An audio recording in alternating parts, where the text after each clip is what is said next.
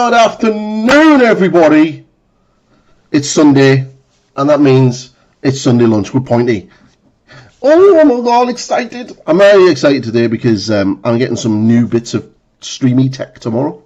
My stream deck arrives, so I'm going to be able to change up how I do my stream. I'm going to be able to flip my scenes without actually having to mess around with my mouse. It's going to be right there in front of me. I'm going to be able to bring in some MP3 files for a little cool noises, and I'm going to be able to have literally a simple button where I'm going to be able to press it and have all of my links and everything else right there and then. It's going to be awesome. I cannot wait. But anyway, today we're going to be doing some more work on. I'm going to be doing some more work on this guy. I've been playing around with the skin tones on the dead dude. The little. I'll lift the camera up a little bit. On the skin, trying to get a sort of like a bluey tone to it. So I'm going to be working on those highlights a little bit more. And then yeah, so it's all good. And then obviously I'm going to get the feathers, but I'm going to get the I'm going to do that now, actually do those now. What a week, what a week, what a week. It's back at work, very tired, had a nice lie in this morning, but it's good. Archeon is moving. I now have my entire list. My list is actually over on my Twitter page. So it includes Archeon, a Chaos Lord, who I'm painting right now with the Mark of Tzinch, a Chaos Sorcerer, Chaos Sorcerer Lord, and it also has 3 units of Varangard, which I'm starting getting the base colours down, and I'm going to start working on them. There's going to be 9 of these guys to paint up. I did, when I got my orders, I did actually get myself one of these. Now, I needed an extra large hanger holder, and I am currently only been using the smaller one, or the older one. So I got myself the new one, and this thing is bigger than this. Now, like, this thing, like, really does go right out. I mean, it's huge. This really does have a lot more larger bases can be put onto it, whereas this one is actually, you know, only does about that big.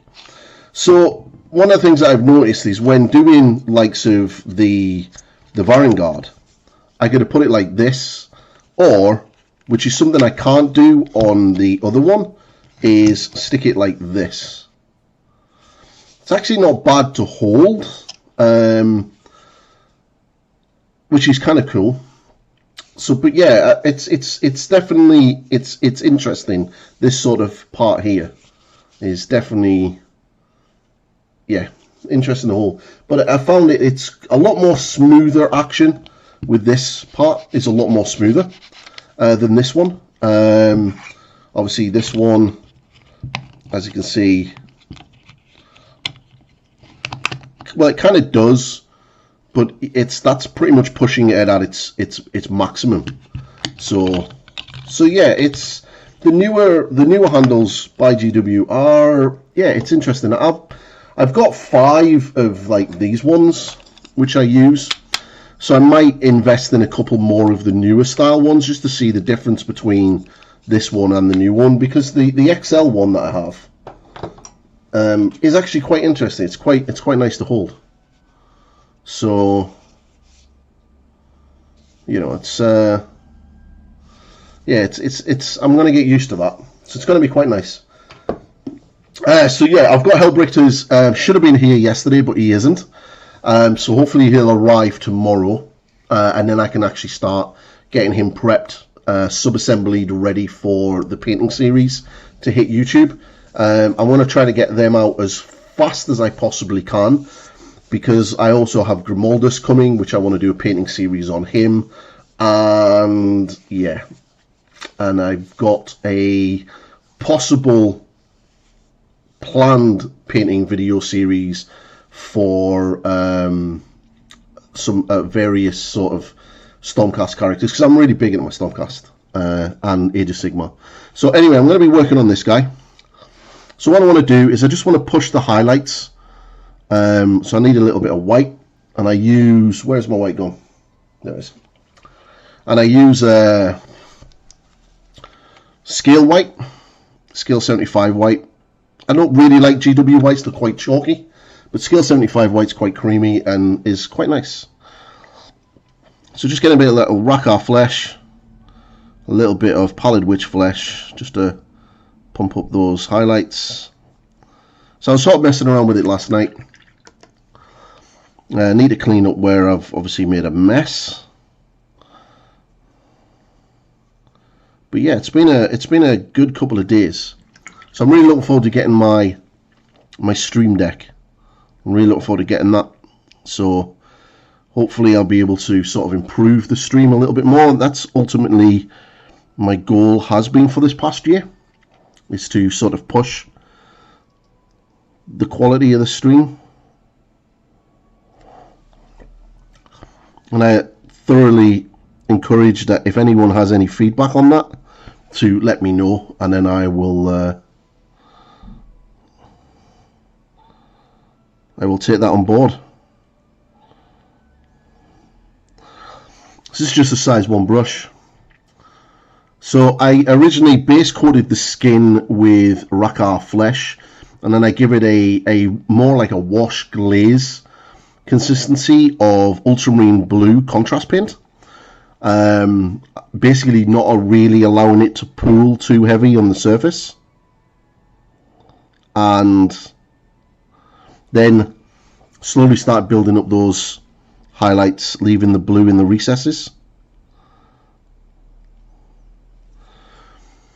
Sort of just to push that skin up. My idea for my Chaos Army is I want to have 5 Chaos Lords. Now that is horrible. This is Finecast, and this, I hate Finecast with a passion. But I want to have 5 Chaos Lords, preferably no more Finecast. This is the only Finecast model I want. And what I want to do is I want to have enough choice that if I want to change how my army is going to play, so if I'm going to go more of a Nurgle themed Mark of Nurgle, then I could switch out my Chaos Lord and put in the Nurgle one rather than the standard one. If I'm going for a normal undivided, then I can go and do that. So I pre-ordered the Chaos Warrior miniature yesterday. That's on made to order, the female one. Helga's House of Pain, and I've pre-ordered her, so she's going to be my undivided Chaos Lord. I think she's pretty cool. It's a really nice model. So I'm going to do that, and then I just need to find a suitable one for Khorne. Nurgle is pretty easy. There's a Blight Lord with a 2-handed weapon, the classic plastic one, so I'm going to get him. The one Darren Latham did for the his sort of paint along video. Was that him? No, that was the other one. That was the one with the shield. So the one without the shield. And then I want to do the Slanesh. I'll probably just get the Lord of Pain. He's kind of a nice model. Should be quite fun to paint. And then yeah. Now I still have Sigvald to finish. I was doing him up in non-metallic, but I'm really not feeling how that's panned out. So I'm probably just going to strip it, restart him, and paint him up.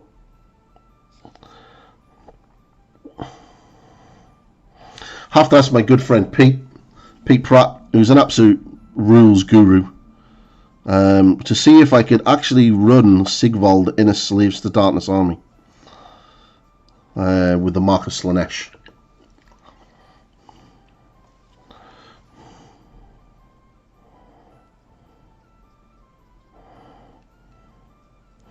So once I've just got these highlighted, what I'm going to do is I'm going to go back with some black, tidy up some of the areas that I've made a mess, and then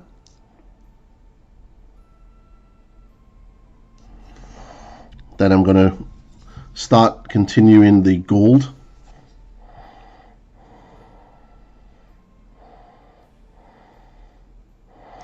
For a Finecast miniature, it wasn't that bad putting this together.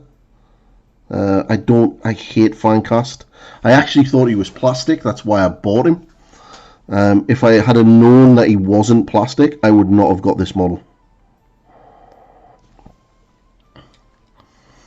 Very, very upset that he's Finecast.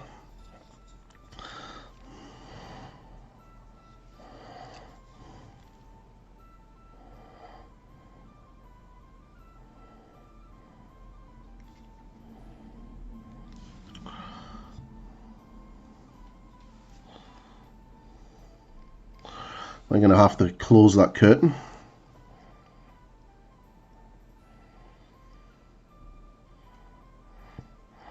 My flat didn't come with the best of curtains. So one of the things I'm going to be doing is tomorrow is moving around my my area. Yeah, let me just close that curtain. It's not going to be great because the sun is shining. There we go.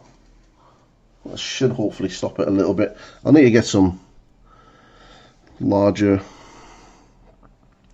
thicker curtains.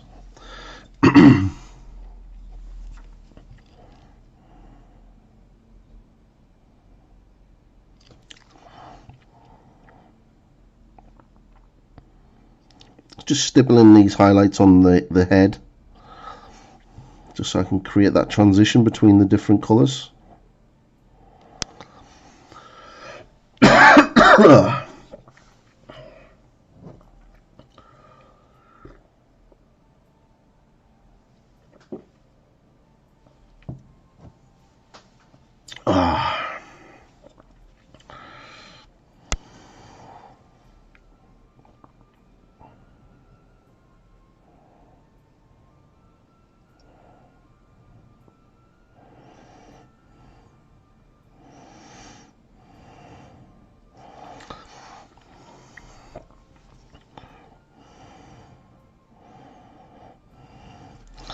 I have been asked if the transition over to YouTube has been successful. At this stage, I'm not overly too sure. I think only time will tell. I need to get non-live stream content up on the channel, but it does work for other content creators. Tabletop Titans are doing well with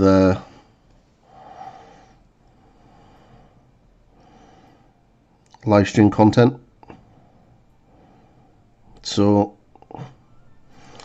I definitely think there is a place for it. I don't think there's many painters that live stream on the platform, so getting in here now is going to be fun and interesting.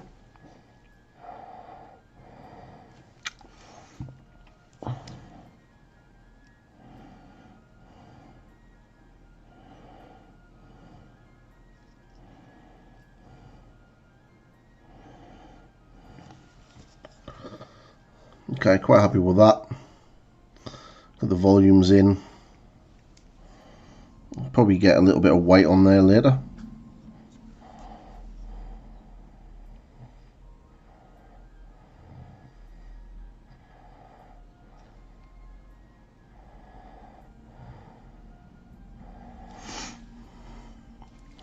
So just pushing these skins up. So I'm stippling in the highlights just to create that transition of colour.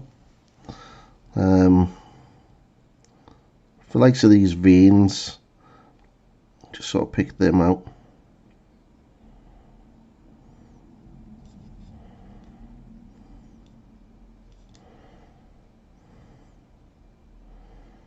Gonna go back to black in a minute. Just start tidying up some areas. Got a load of new paints. I bought a load of some of these like coppery GW metallics. So, because I was heard that their GW have changed how they do them, so I got some. What is it? Skull Crusher brass. I got full granite copper. Also got Kopek alloy and this Castellax bronze. So getting some pretty decent coppery bronzy colours in the hope that they will work quite well for when I do Hellbricked. So yeah, what else did I get? Colours wise, I think that was all the colours I got. So we'll see how that works. They should be quite good. Some of them are quite nice colours actually. That sort of ready brass colour is nice. Yep, I think this brush is finally on its way out.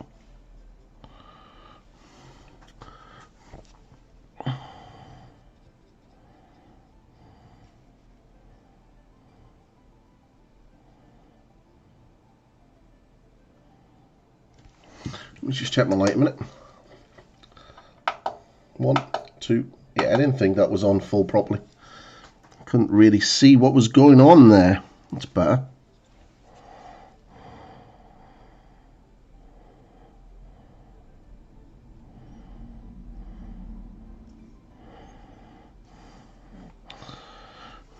Just getting that tidied up. Especially this area here with all of the sort of broken armor. I think it'll look really cool, actually, the army when it's done with the different sort of Chaos Lords I plan to do. Been reading a lot of Slaves to Darkness lore. Some really cool stuff. I really like is it the Fifth Circle?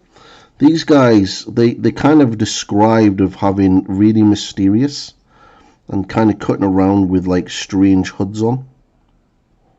And I was thinking, like, how could you model some Varangard like that? And then I was like, ooh, the Dark Angels have some had some hoods. So that could work.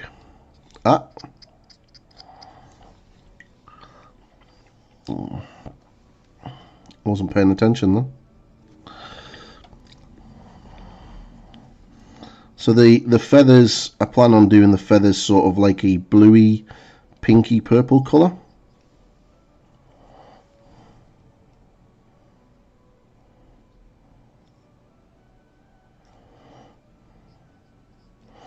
Sort of work quite nicely with the blues in the skin, and then obviously the golds.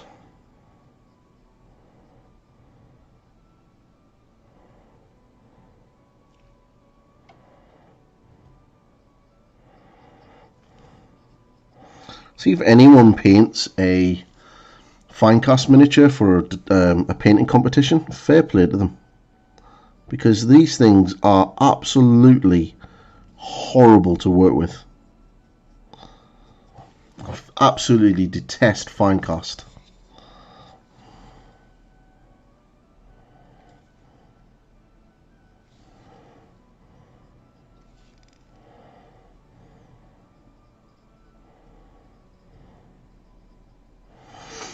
So just getting the black on them, on these feathers, just to tidy it up before we decide to do what colours we're going to do. Okay. Right, let's just tidy the back of that helmet up. So we're going to be getting the gold on, and then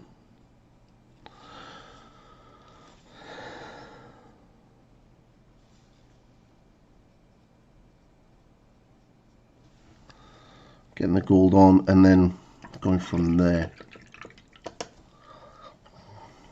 Okay, so this is going to be silver.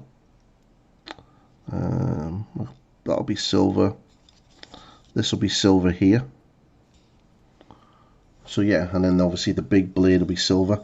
I'll do something cool with the sword, probably do it silver, but then do a sort of glowy swirly thing in there. But yeah, he's going to look pretty cool. Right, need some gold.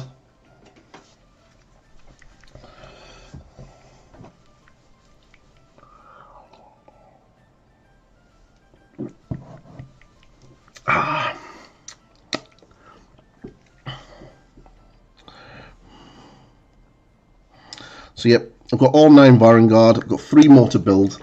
Got my first game with my Chaos Army on Wednesday, playing my friend Neil, who plays Iron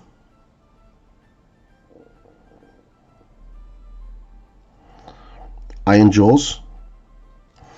Neil is a member of the Six Nations team, so it's going to be nice. Is that camera out of focus? Let me just check.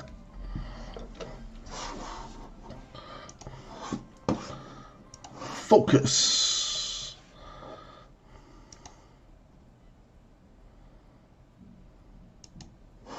There you go.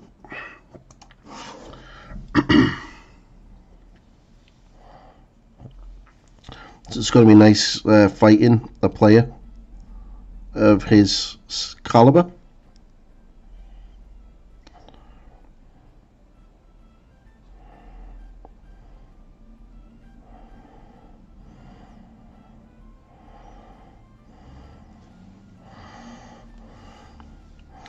It's very hard to see where all this gold detail is.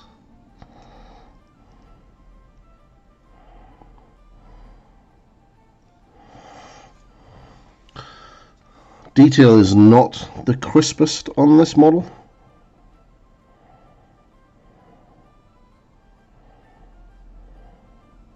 Speaking of models, has anyone watched Wheel of Time? If anyone's watching this back on YouTube and has watched Wheel of Time on Amazon, feel free to drop a comment in the comment section.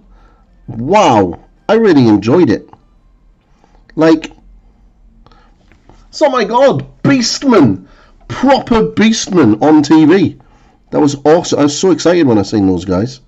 I was a bit up until that point. If anyone hasn't watched it, I apologise for a little bit of spoilers. So if you don't want to hear spoilers for Wheel of Time, then feel free to mute me right now.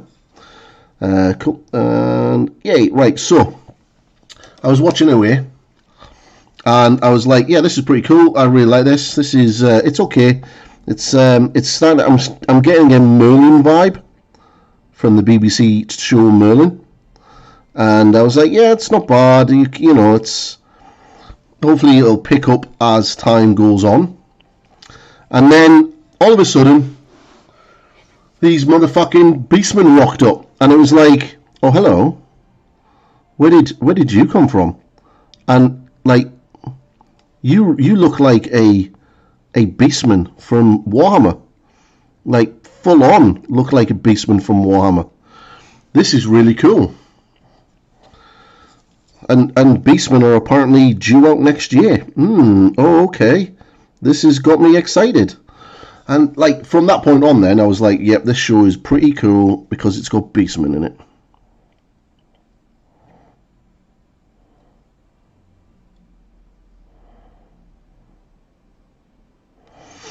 So yeah, I was well up for it after that point. Like, they were pretty cool looking as well. But apparently, like these books were written in, what was it, 1984 it was first written or something? So I think that was before Games Workshop had come out with Beastmen in Warhammer. If anybody is more up to date with first edition Warhammer, then, you know, let me know. But as far as I'm aware, they didn't have Beastmen in the original game. And then all of a sudden, we get this book, Wheel of Time, and then we get Beastmen. Are Beastmen going to be good? I'm hoping they are. I'm a big fan of Beastmen, and I would definitely collect a Beastman army.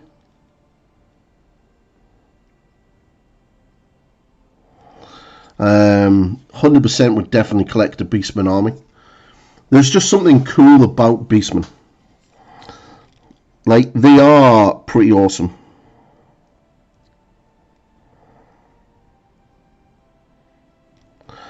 So, I think to go along with my 2,000 my points of chaos, I might have to collect 2,000 points of Beastmen when the new book comes out.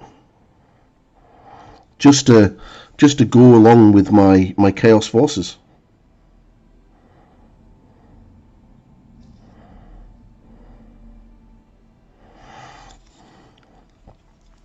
I do find it a shame that the likes of the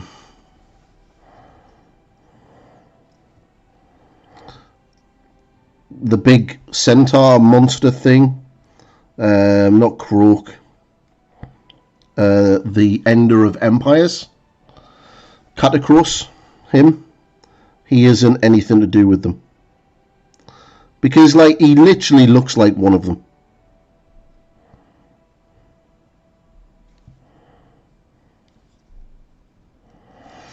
You know, he looks like one, so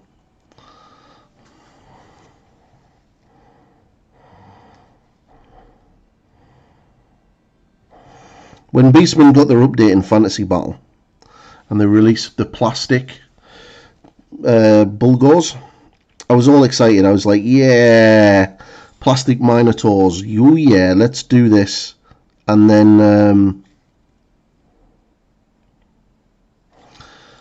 then I was told that you can't have an army of them. And I was like very disappointed. Because you used to be able to, up until that point, have an army of Minotaurs.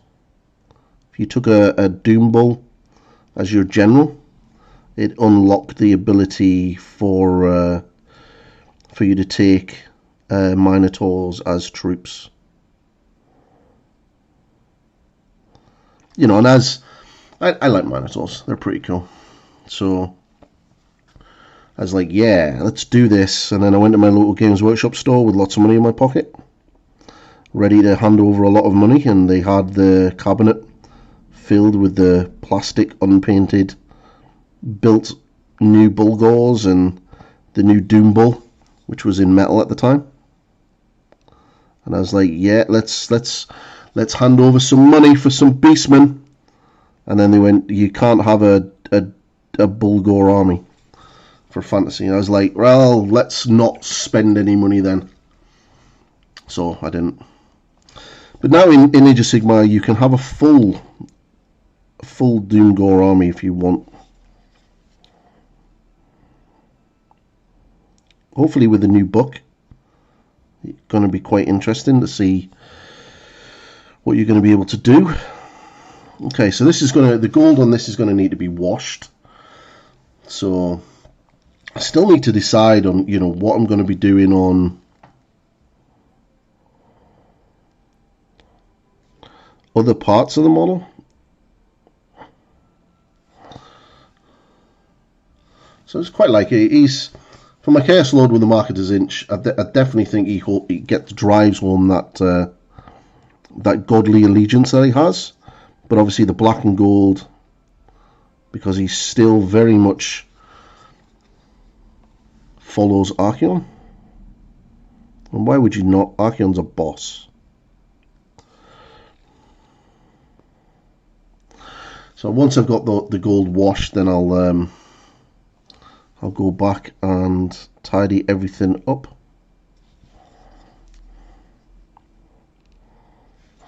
It's the one problem with all this little thin gold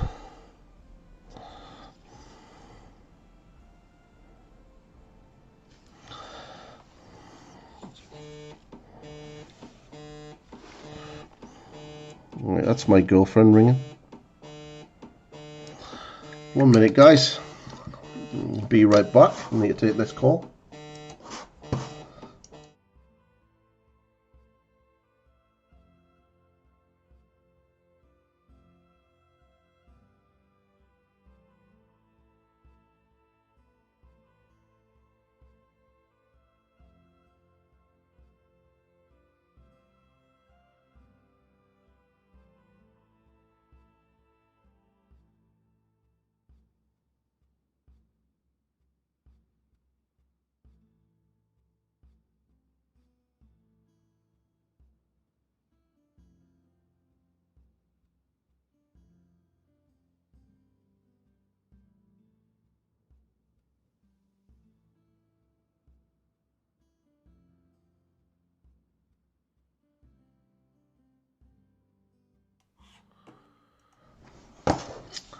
Yep, she just rang for, I don't know why.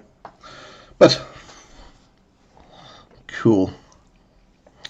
Let's just continue getting these base coats on of this gold, and then we'll get that tidied. If anyone is new to the stream, feel free to hit that subscribe button. I've yet to have a subscriber while I'm actually streaming.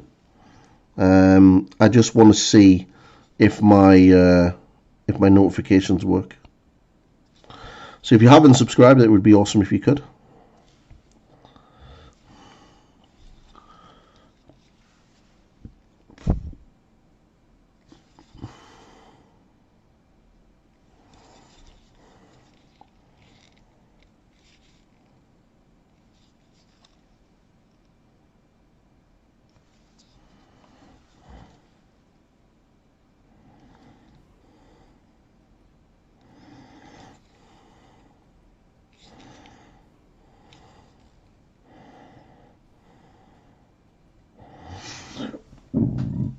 Right, let's there's some teeth in here.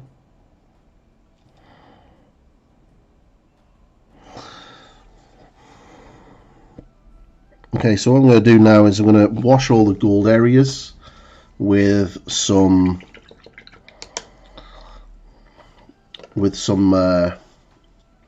Rakata Reikland Flesh Shade.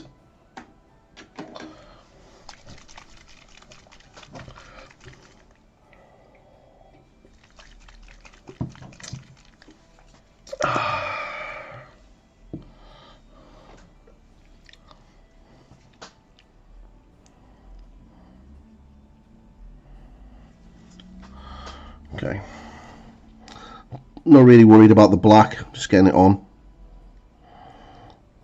So if it doesn't go on the blue.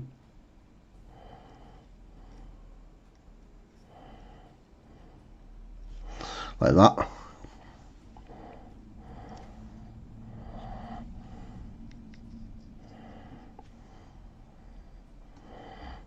Wait a minute. Missed a little bit. There's a little bit of... Damn, this guy has so much gold banding on him, and it's so hard to see. It's not the best model in the world. I'm going to try to do as best I can on him. But the casting is horrible. But then it is a fine cast miniature, so I expect nothing less.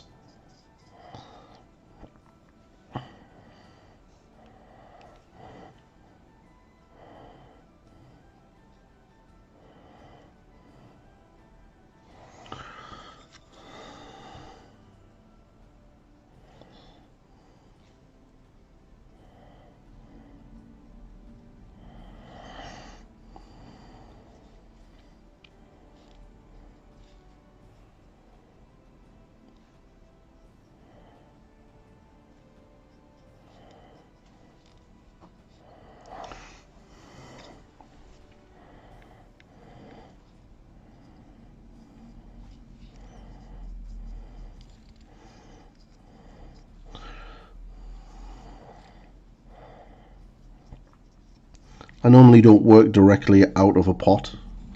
Normally we just put it on my palette, thin it down a little bit, and then work from there. But just in case I join the numpty group, and then I'd have to be forced to take a picture and post up on social media going, oh look, I spilt my wash, like a muppet.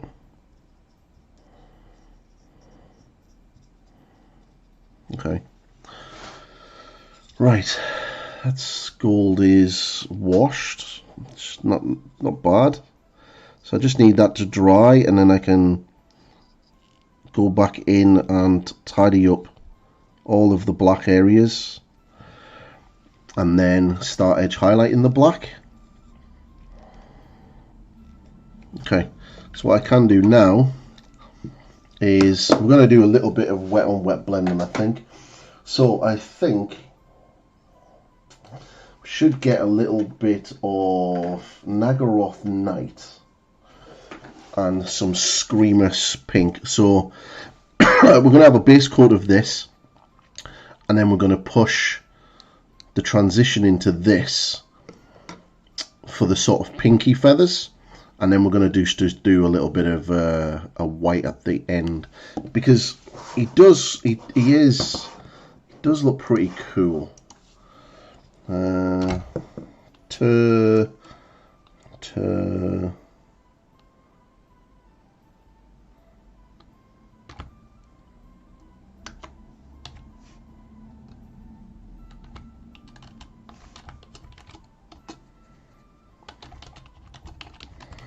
I always really hoped with Tzinch that they would come out with some plastic Chaos Warriors for them, because there is so much cool artwork around Tzinch and Chaos Warriors, especially from the older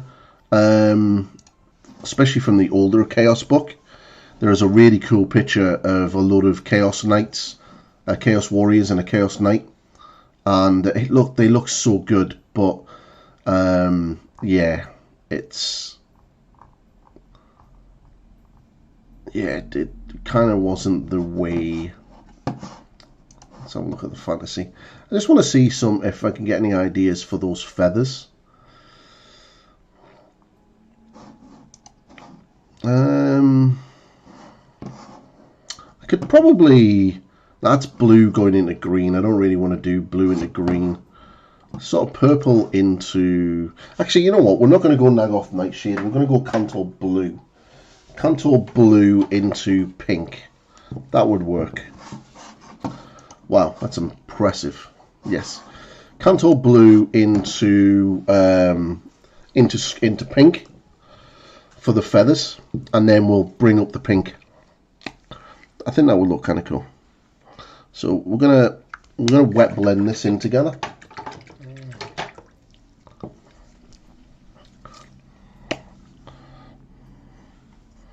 Two of my favorite colors.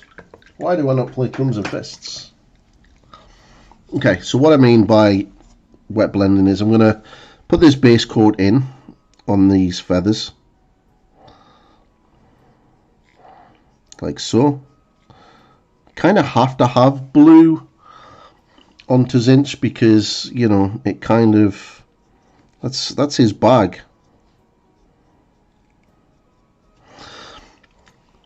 And then get the two colours and just, with a damp brush, just pull the colours together and create that transition. Again, we can strengthen that and do whatever else we need to do with it.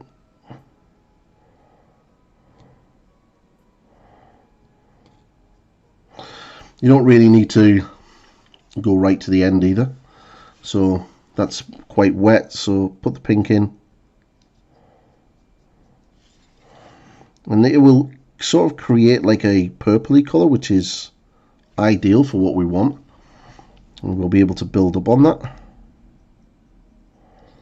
Obviously that's gonna get that transition in already.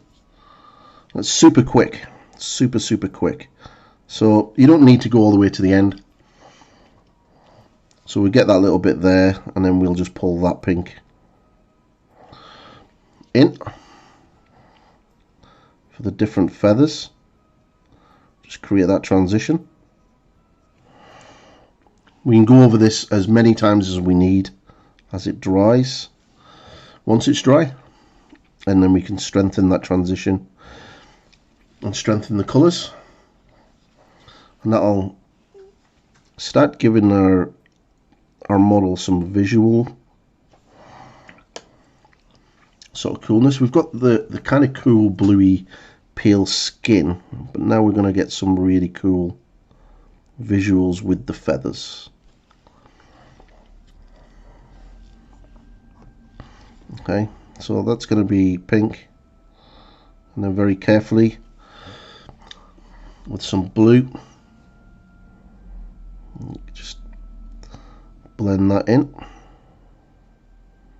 just smush that around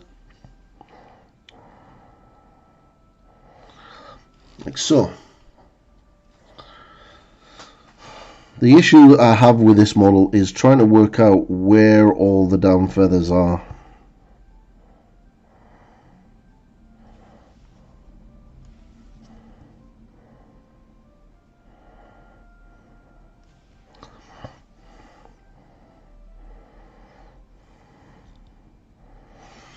Like so.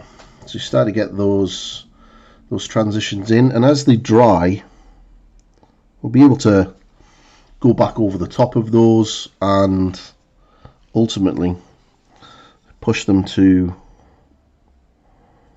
a better transition.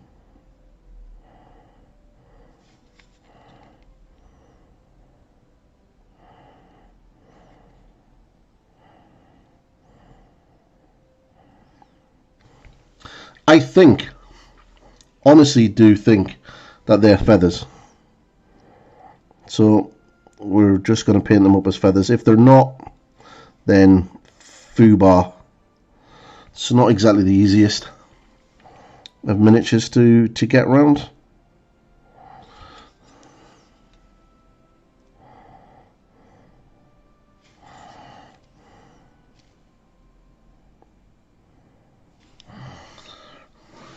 Okay, so this one definitely is going to need to be pulled up a little bit, and we got them all on the inside as well, so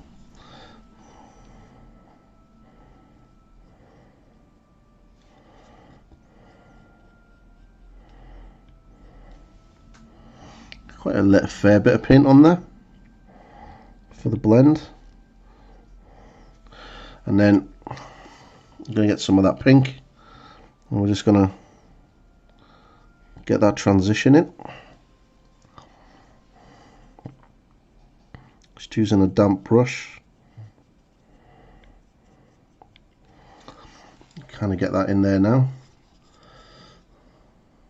Building up those feathers, making them look good. So just work.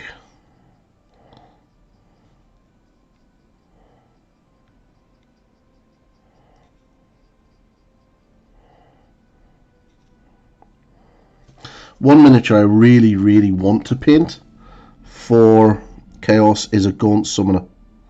I've seen a lot of artwork and they look really cool with their non-metallic armor. So I really want to have a crack at painting a Gaunt Summoner in non-metallic gold. So I think I'm going to have to pick one up and then do it.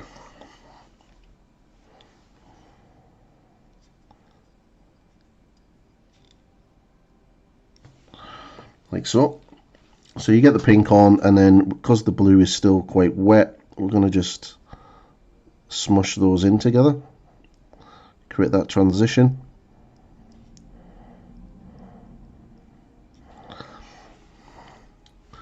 Like so.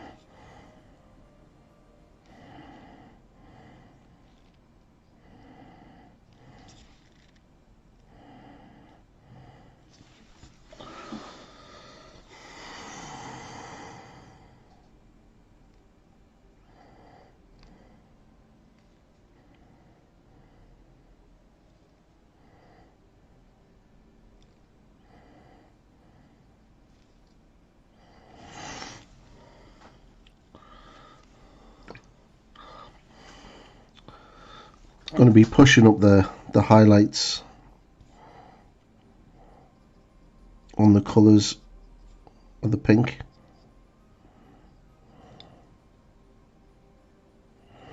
Just want that initial colour in.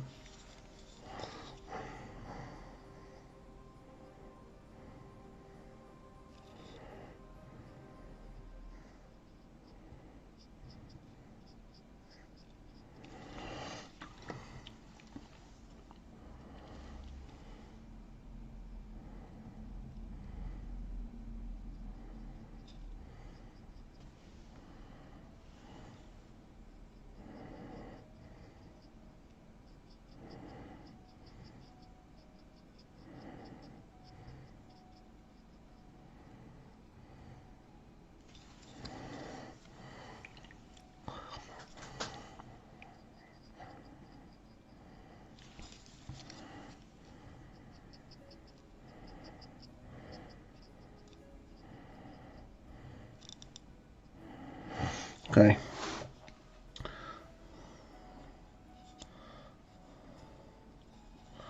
So just need to do the front part now.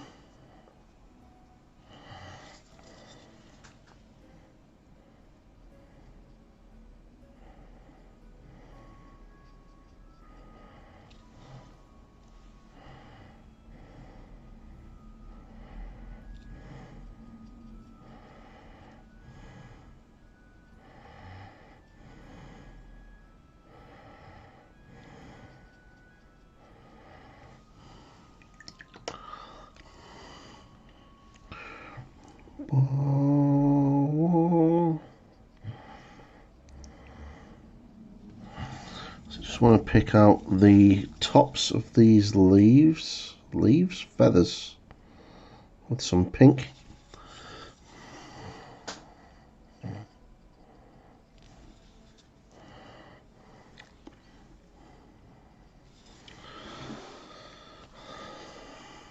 Gonna have to do that shoulder part. I didn't paint it. Didn't put the gold on it like a nub. Like a nub. Or the forearm, but I can do that afterwards.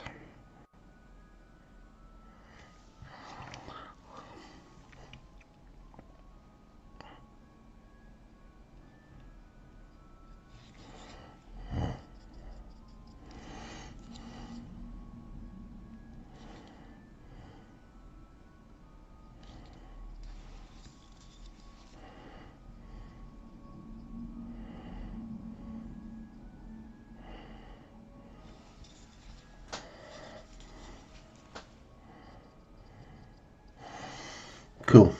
Right. So I'm going to do now, I'm just going to strengthen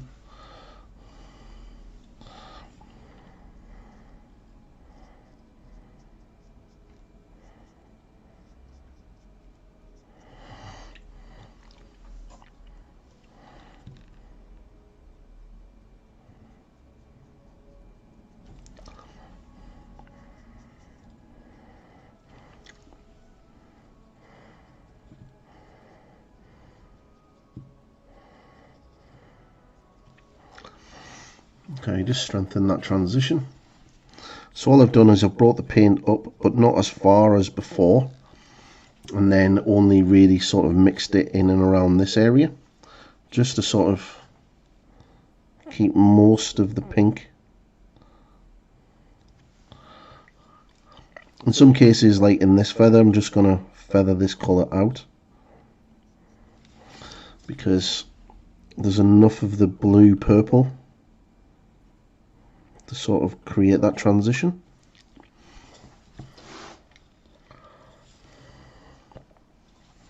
Like this leaf here, leaf feather. I keep calling them leaves. They do look like leaves.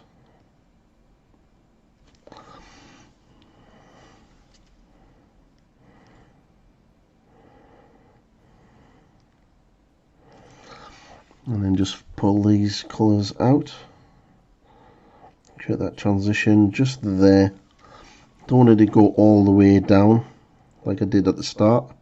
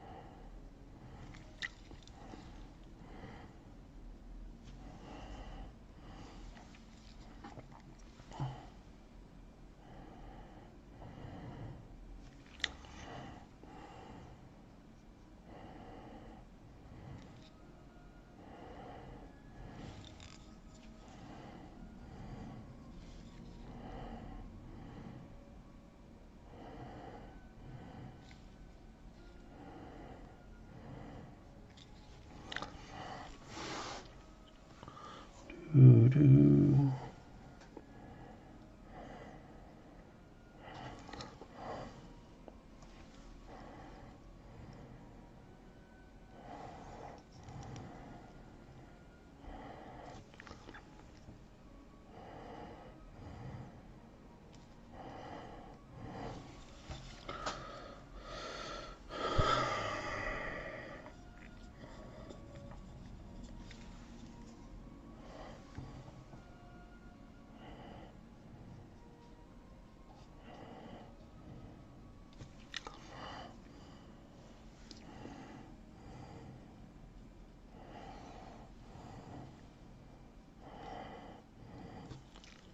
Oh, I forgot one right there.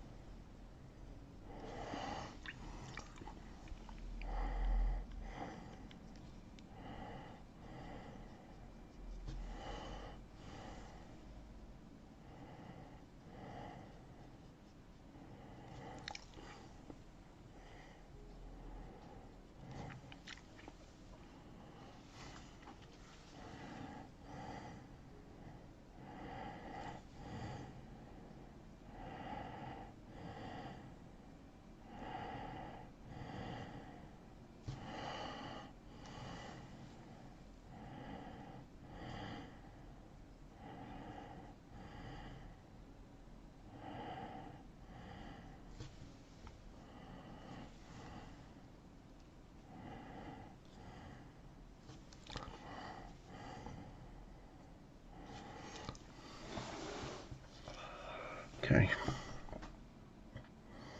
let those dry, and then I'm gonna get a brighter pink and then start getting them in.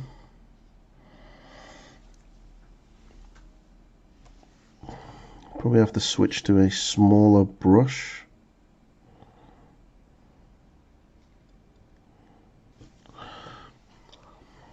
Just for certain areas.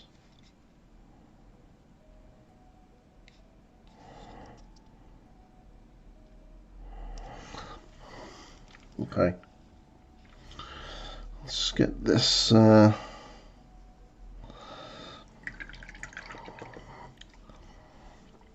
probably just push the colors on the end of these ones a little bit brighter before I get the brighter pink.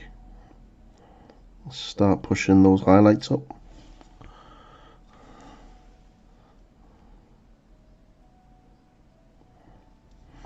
I might have to switch to a smaller brush just to pick out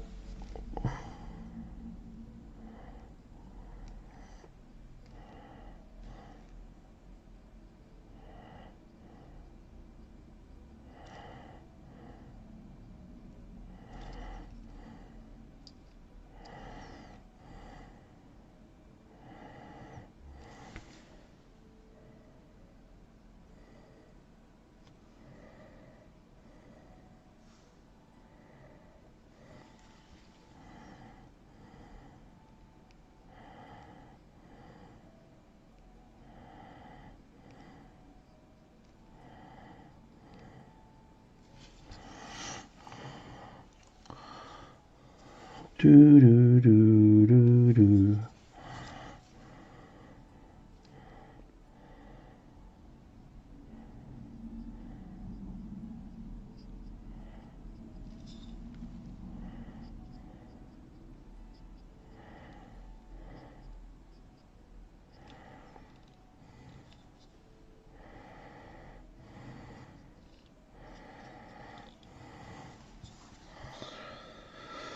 All right, let's get some some pink horror. We'll start pushing those highlights up.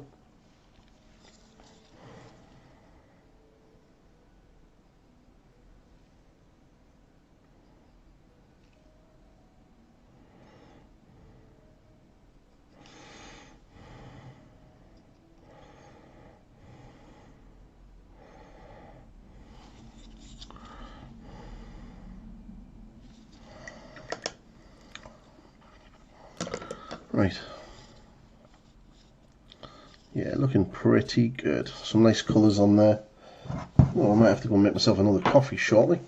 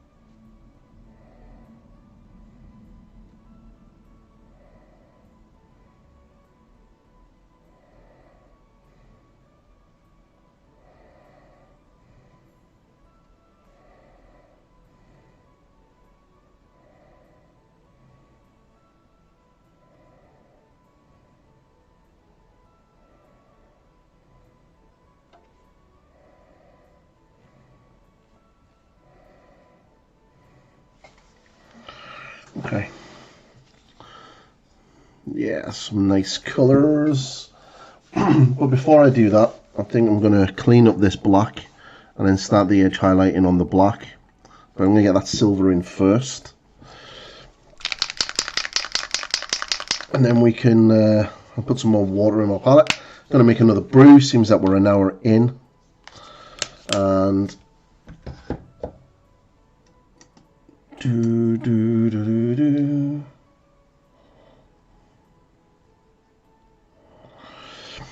It does annoy me when I see other streamers like get a crap load of stuff for free and all they're going to do is paint it. There's no review or anything else like that. And then the hoops that you have to jump through to even remotely get to that.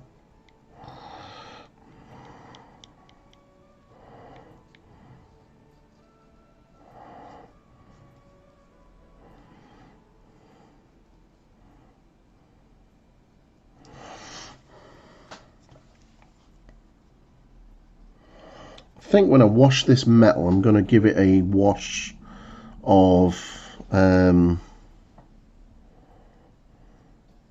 sort of blue, a blue-black, I think. I want blue to be quite a prominent colour in this guy.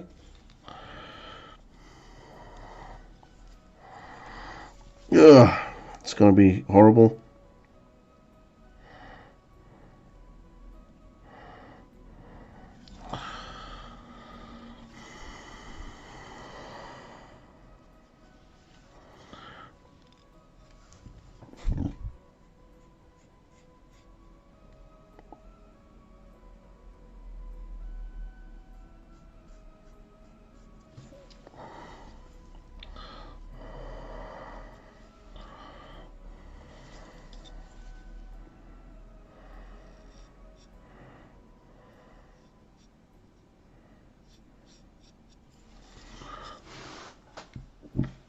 It's not looking too bad actually.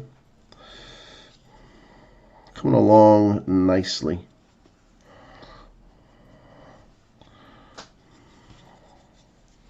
What to do with the big sword blade, I have no idea yet. All the weapons. I'm going to be doing some sort of true metallics on this blade.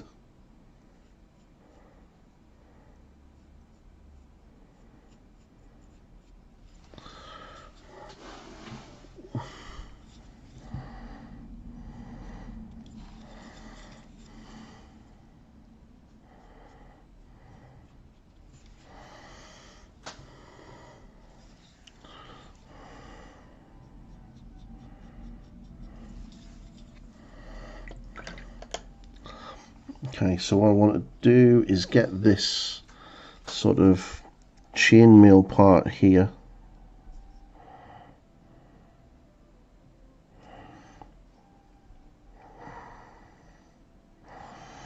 And then on the inside and the back of his legs.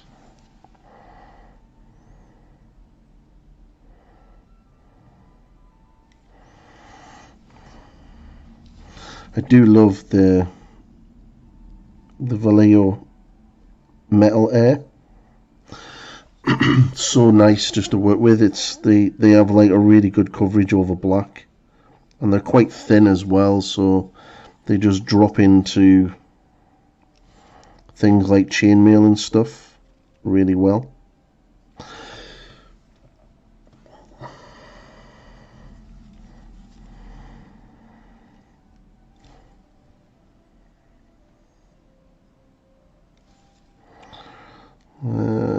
Good stuff. Good. Right. Might as well do this while I'm here as well.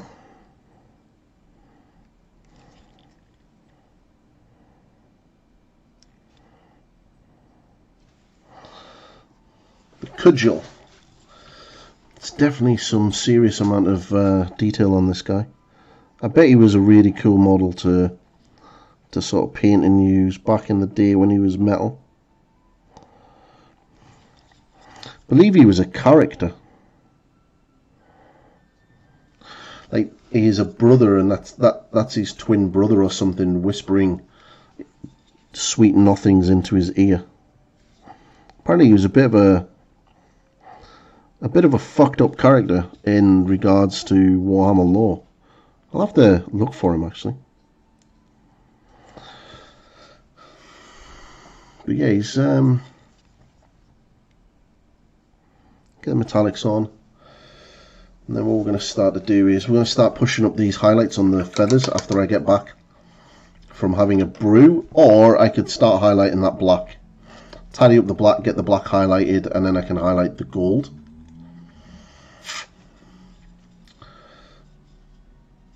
So there's a lot of colours still to push on those feathers.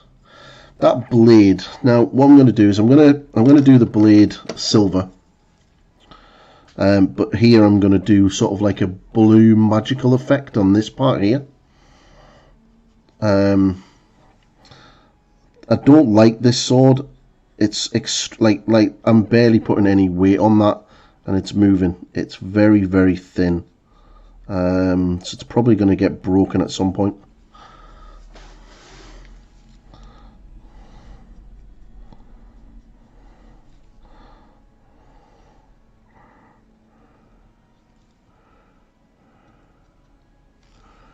Let's give this another layer. So the coverage of the Vallejo colours are great.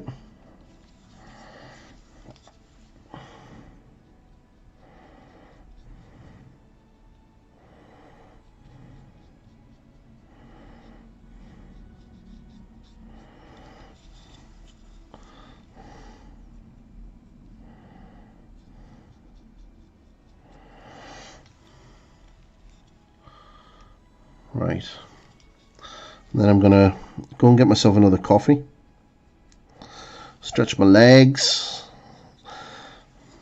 If you do stream, just make sure that you do move around a lot. Sitting on that chair for a long period of time is not good for you. But yeah, there's a lot of cool colours.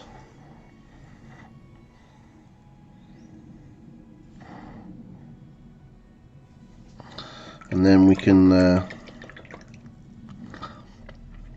start pushing those highlights and stuff, but I'm quite happy with how he's shaping up actually. I think he's going to look quite good when he's finished. I always thought Chaos Lords should be on 40mm bases, but apparently not.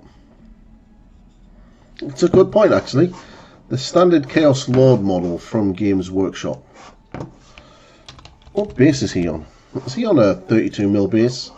Or is he on a 40mm base? Chaos. Da da da da da da da da da. We're pretty fucked. Pretty fucked. Because there is a Chaos Lord model. He's kind of sort of got his foot on a rock. Because, you know, that's thick. Oh wow, he's on a square base. But does he come with a round base? Does not say. Pretty sure he comes with a round base. Plastic kit sculpted, including a sculpted base, with which to make a Chaos Lord. Okay, interesting. He is a nice model, and he's definitely a Lord model I will have to get hold of. I quite like it. It's kind of nice. But it comes with a square base. Interesting. I would have imagined that would have been changed to a round base by now. Oh well. What does old Nancy Nanny get? Helga's House of Pain. Helga? Where is Helga?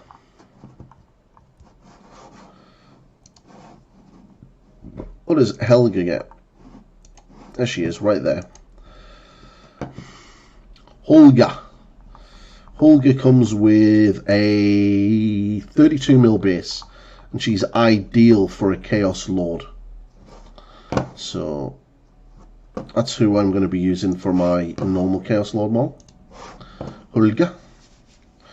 Right, as for this guy, he's looking pretty good. I am going to go and get a coffee while these metallics dry, and then I can get them washed, and then I can build up the highlights on these, and I'm going to start working on this, the black, and then get the black edge highlighted up. So I will be right back. Do not go anywhere.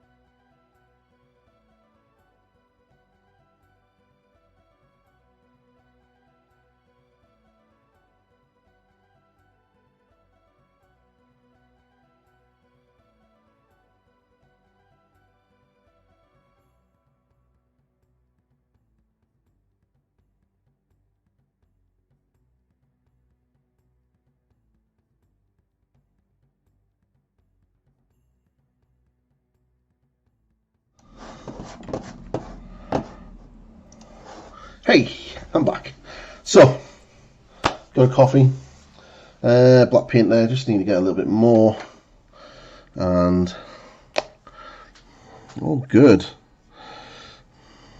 Made a coffee, stretched my legs.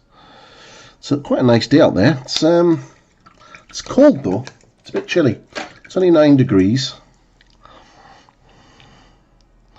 So what I'm going to do now is just going to tidy up the black before we start edge highlighting that up. So what I want to do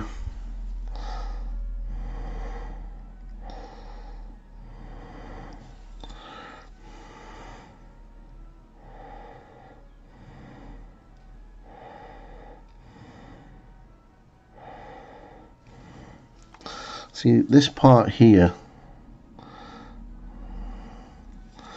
isn't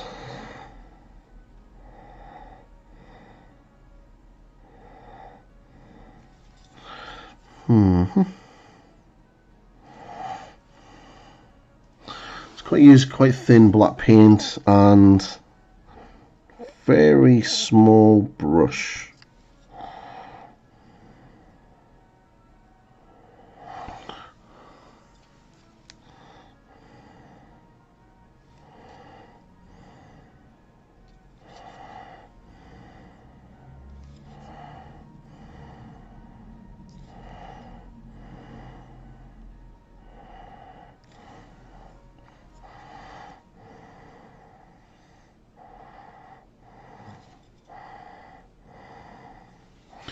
I'll do his little horns at the end.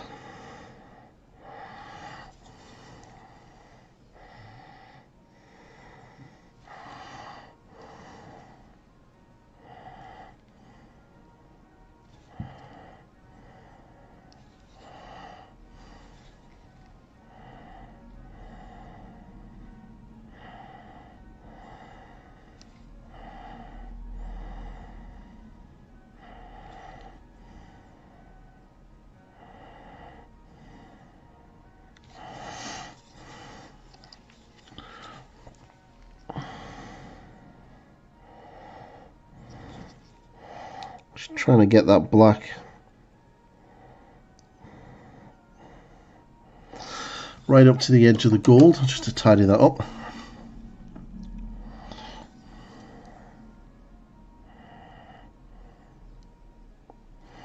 Just using a size 1 brush.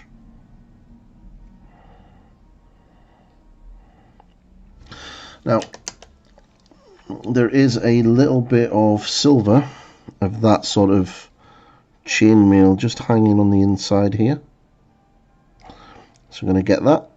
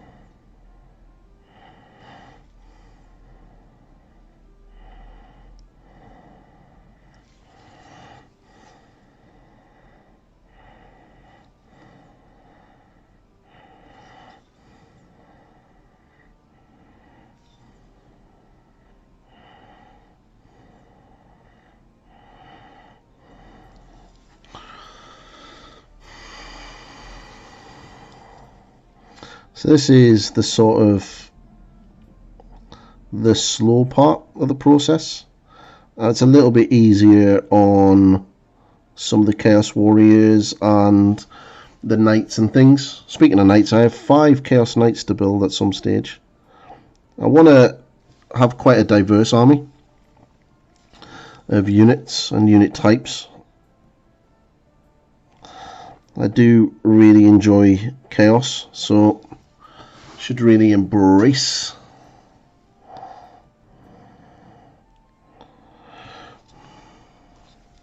I really wish they would do something really cool with Chaos.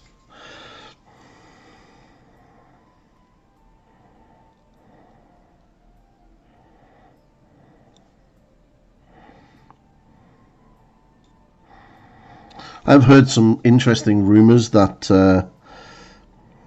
Slaves to Darkness are getting an update in 2023. And it's going to be quite a large update. New Chaos Lord, Plastic Chaos Lord model coming out. Plastic Chosen, multi-part Warriors and Knights. And a new large monster kit.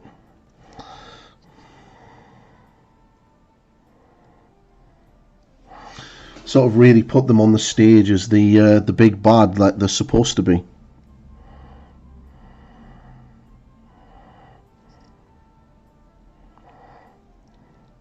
So Age of Sigmar is supposed to be getting like a selection of campaign books, similar to how 40k has their Warzone books. And apparently one of the sort of ends of this series of books is that Archaon basically kicks the doors to Azir in and then gets into Azir and takes the fight directly to Sigmar. Which would be pretty awesome. But then it kind of like asks the question of, does that mean that we might see a Sigmar model? I mean, we have other gods in the game. I mean, Archaon is technically the closest thing to a god for Chaos on the table. He is a demigod. He wants to be a god in his own right. The other Chaos gods kind of support him and throw, favor at him. He is godlike, so Chaos have kind of got one. Nagash, he's on the table. He's a god, the god of death. Then we have Tyrion and Alariel. They're both gods. And if the rumours are true, then Tyrion on his water dragon is going to be coming next year. So that'll be another god level character in the game.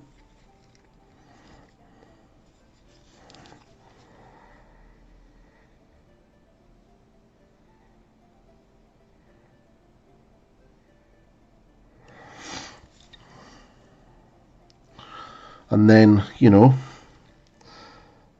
Destruction don't really have... Well, I suppose they do. Kragnos kind of is a god level character.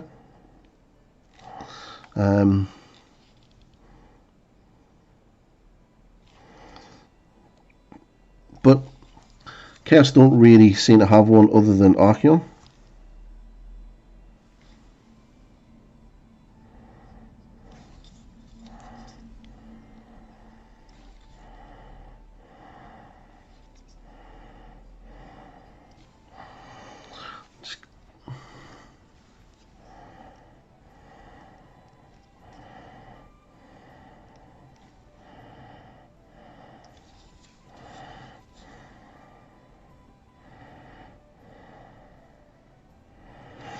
But I was talking about Wheels of Time earlier, and there is a number, I've not read the books, but there are a number of things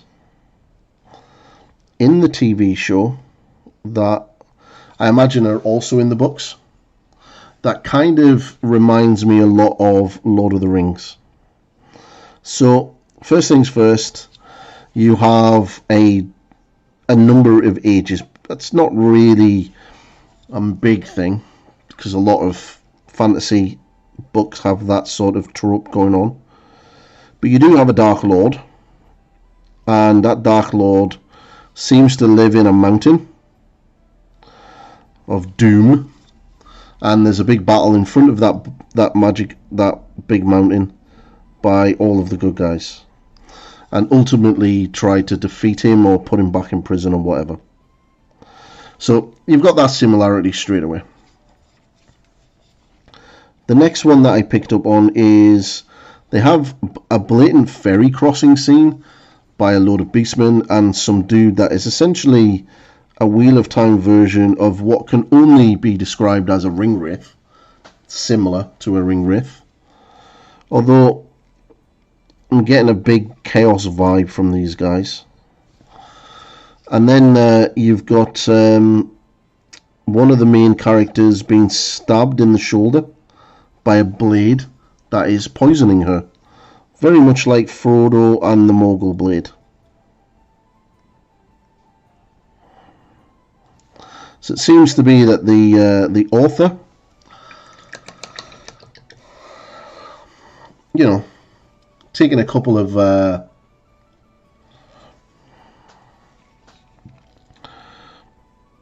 got a couple of ideas for his book from Lord of the Rings.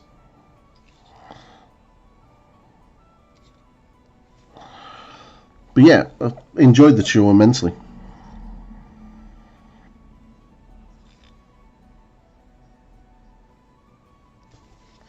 Right, so what I'm going to do now is I'm going to get some Inky by Darkness, and we're going to start putting that first highlight on. I reckon I could probably get all of the black armor done and the gold done today. But what I'm going to do first, so I'm going to get these metallics washed, just with the initial one.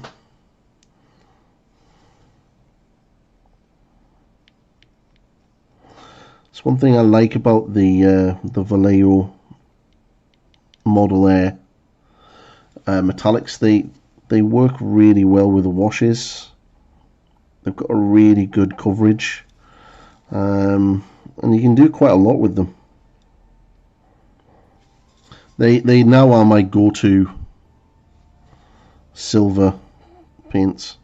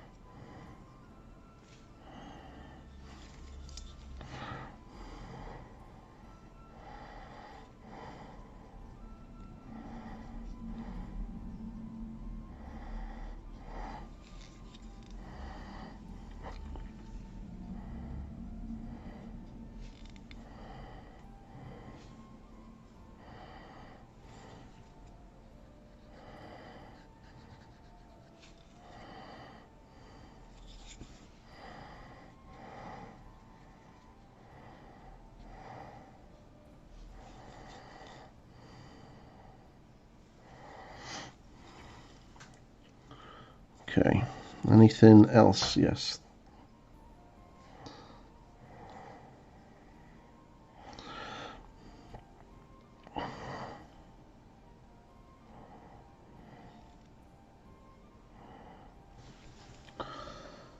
Right, let's get this, start working on the black. I'll do the staff and everything else. I'm not overly too sure what I'm going to do with the staff, because still a lot of colour to get on this guy. But by the time I'm finished, he'll look pretty cool. I'm ready to make war in the realm of Gur.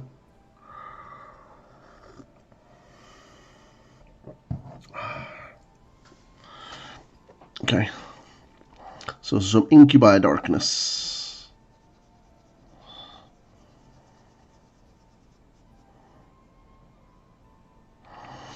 So you want to thin that paint down a little, and then very carefully start edge highlighting. Now this highlight can be quite chunky. It's not too bad if it is, but don't make it massively chunky where everything, you know, sort of everything goes pretty bad. Just put some edge highlights in and around the center of there. Could have kind of done that blue if I wanted, but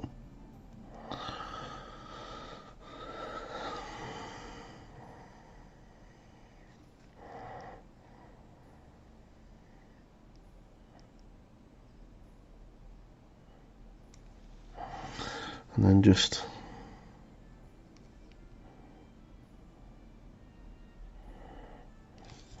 get that edge highlight on the top of these knees.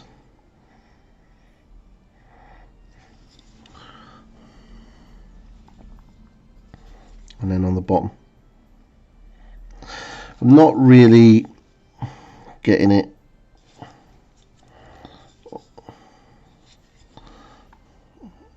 everywhere because there's a lot of areas that I'm just not going to get the brush into. I am not as good as the heavy metal painters.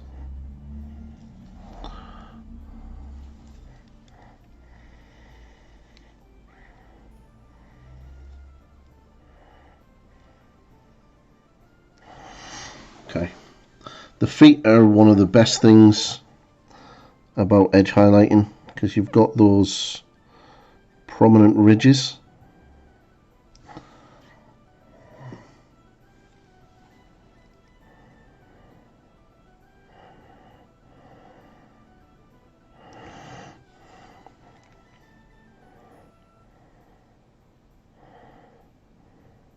I do want to try the Infernal Brush black paint scheme out. He uses apparently it's also the studio paint recipe for black. They use Stegadon blue.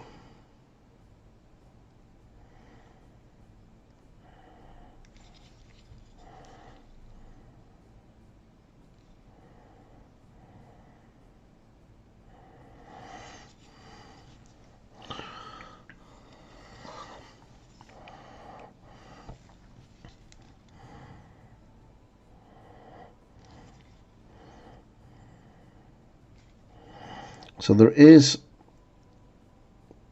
a very thin line there, and also that's another nice thing I like about the Chaos Armor. There's all these nice little, it looks like a sort of curved surface, but there isn't. There's this very subtle like ridge in there that allows you to put that edge highlight in.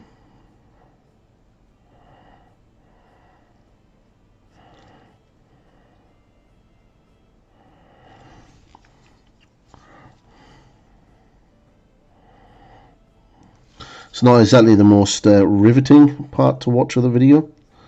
I imagine a lot of people would want me to get back to the wet blending on the feathers.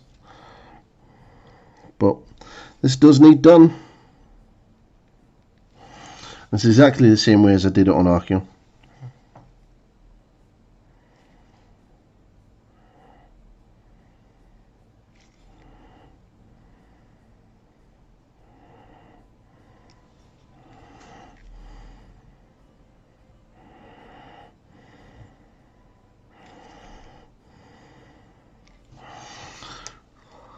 It's a bit of wash there, that's not dried, let's just get rid of that.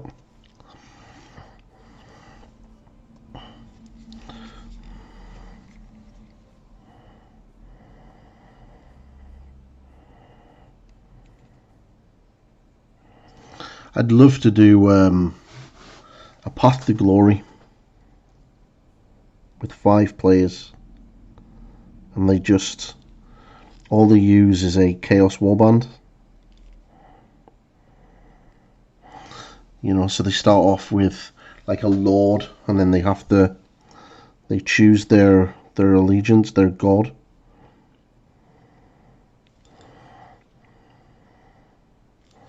That would be really cool. I don't think there's many of my friends in my gaming group have Chaos Armies. You kind of have 6 if you wanted to include Skaven, I suppose.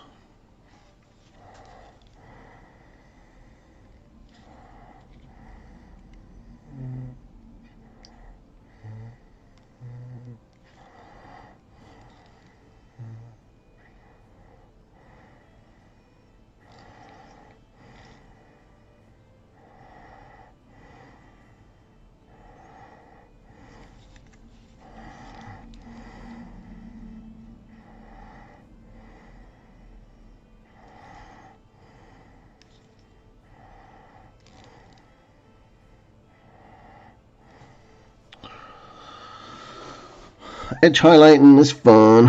Edge highlighting is fun. That's what I say to myself when I'm edge highlighting so much. But I do find it very therapeutic. Sometimes when I'm streaming, I have to remember that I'm streaming and I have to talk. Otherwise, I'll end up just getting fully engrossed in what I'm doing and not talking. And it's just like edge highlighting, edge highlighting. Super relaxing. See, what you could do here is just use the edge, the side of the brush, and just catch that sharp point right in the middle, which is cool. But then what you do need to do is you need an edge highlight as close to the goal as you can get it.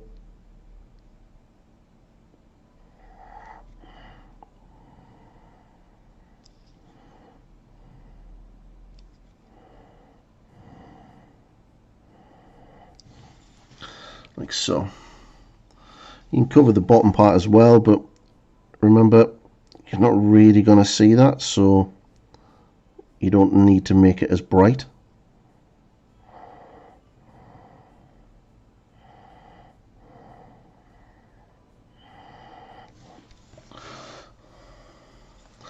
One of the cool things I like about edge highlighting is doing fingers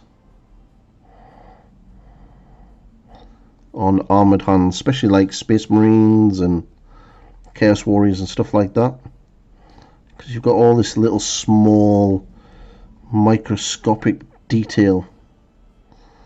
It's really nice to be able to pick that out, make it look good.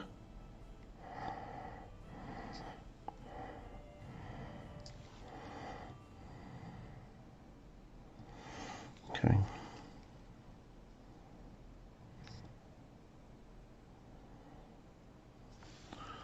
Okay, you're going to start getting the endy song.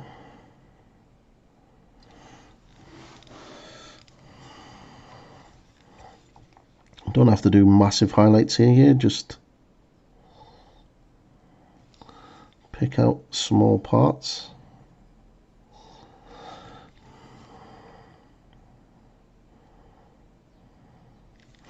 Really do need to get myself back out walking in some really cool places, so I think at some point during the week I'm going to take myself off and get myself down to one of my favourite places, which is Mount Stewart. So if you follow me on Instagram or Twitter, I'll be putting pictures up there. They opened a load of new trails during lockdowns when we could, get out walking in these places. But the green trail was always locked off during the lockdown period. So now that obviously everything is slowly getting back to normal, not 100%, but slowly getting back to normal, I figured I might go and try out the green trail. It's a good 10k walk. I might, if you are new to the channel and you've never really sort of joined in on my streams or follow me on socials, I used to have a little dog by the name of Poppy, but she sadly died a few weeks ago. So every now and again I may sort of mention her. She was an amazing animal.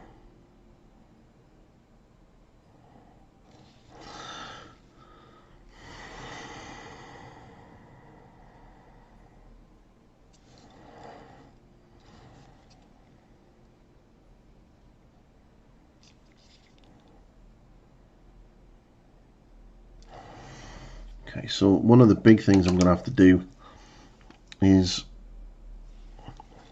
all of this back here. There's like a load of cracked, broken armor. They all need individually.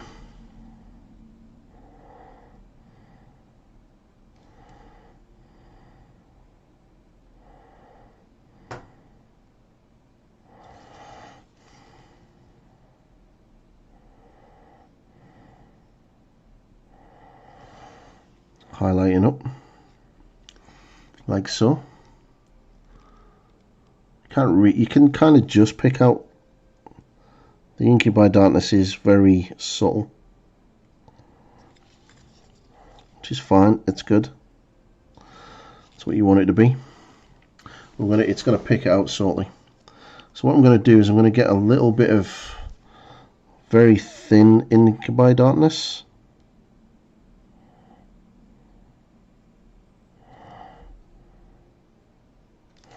And just here, just going to be putting a little round circle. That's going to be a sort of reflective, little reflective spot. So he's got a lot of very small eyes. So we kind of just need to pick out all the edges around said eyes. You can probably just put one of those little reflective spots there.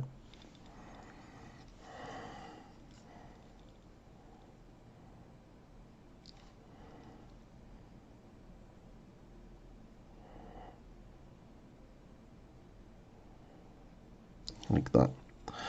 And then just stick an edge highlight in here. Down the center. Just catch that there. Don't really worry too much if you go into the gold. That's why we're going to do the gold last. Right, so never did this highlight in here.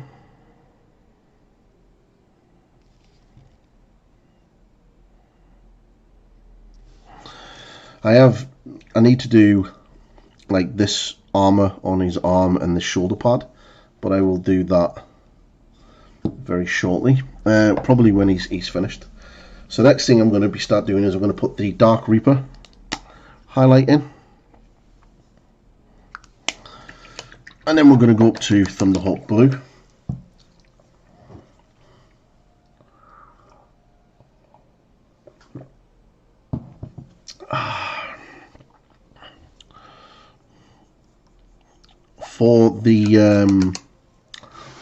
For the little eye that's in the center of his belt, I'm going to do that red.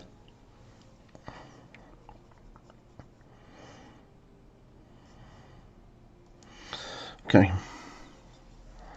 So I want this to sit inside the Inky by Darkness. So this highlight needs to be really thin.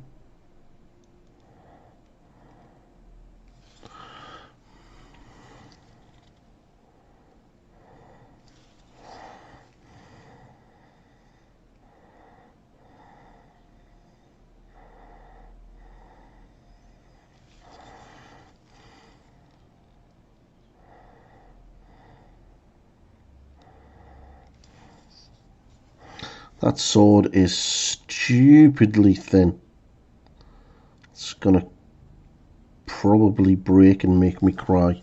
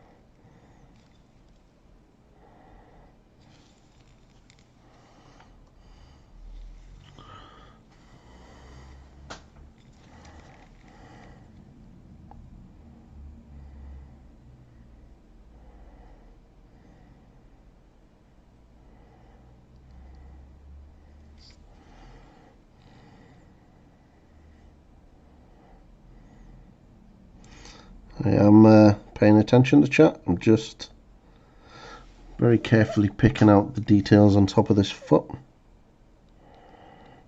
The detail is incredibly small.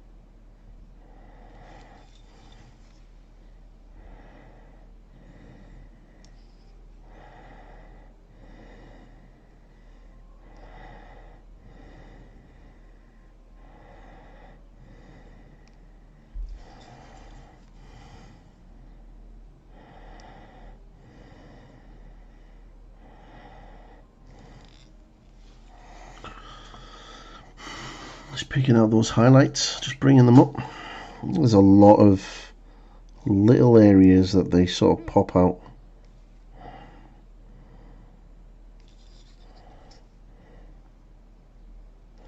Just careful not to. I mean, look how I hate fine cast. Hate fine cast with a passion.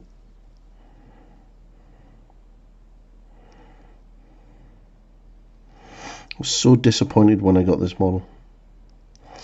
I arrived in the post and I was like, yeah! And I got all my terminals for my Titanicus and my weapon cards for my Titans, and I was like, yes! Happy days. And then I seen this. I was like, no! Why are you fine cast? No!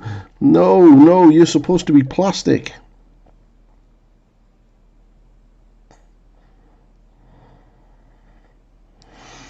Made me cry.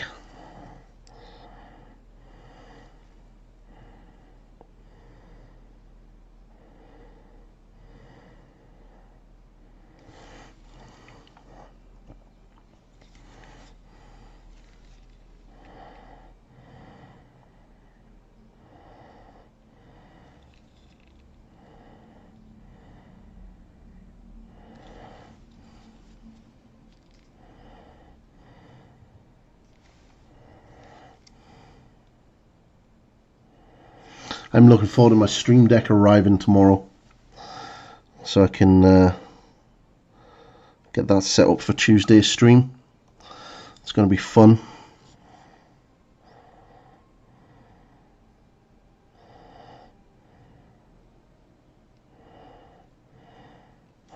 Apparently I'll be able to use it in World of Warcraft as well, as extra macro buttons.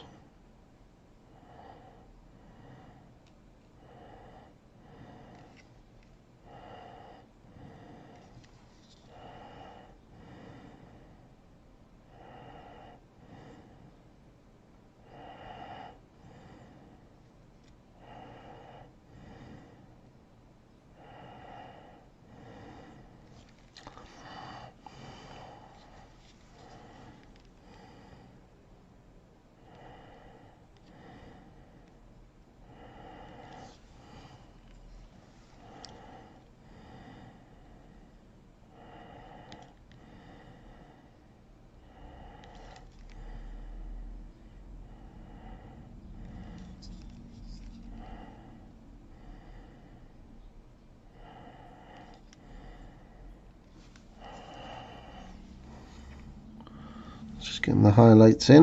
I'm going to be pushing those a little bit brighter with some Thunderhawk blue.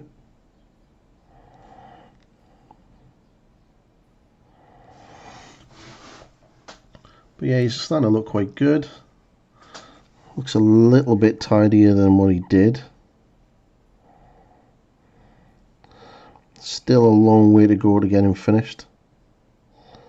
Got to get that, do all the feathers and everything on him yet.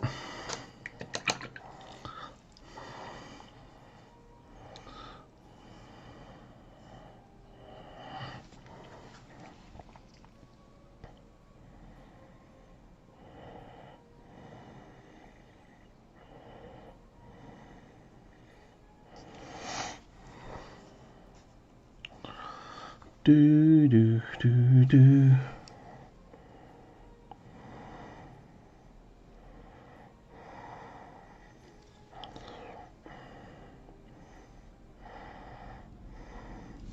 Still need to get my head around what music I can play on my streams on YouTube.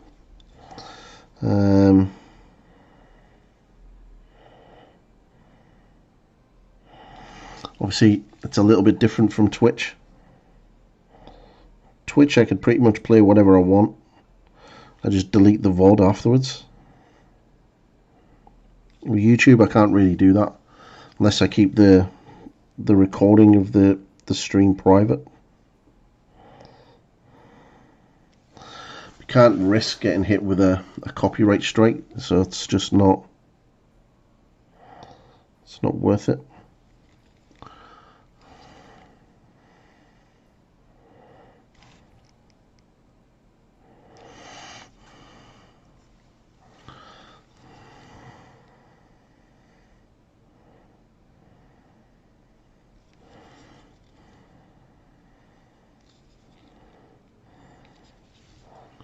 Okay, I'll have to put some different music on. This is going to run out in a second.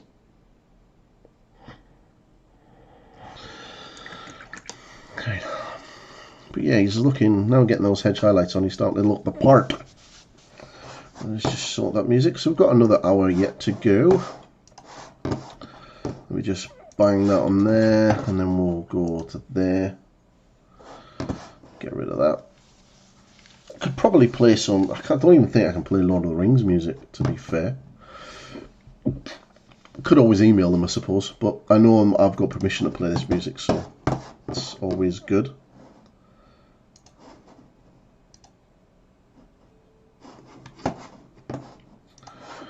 Cool. Right, let's go. Let's get these edgy highlights done, and then we can start highlighting that gold.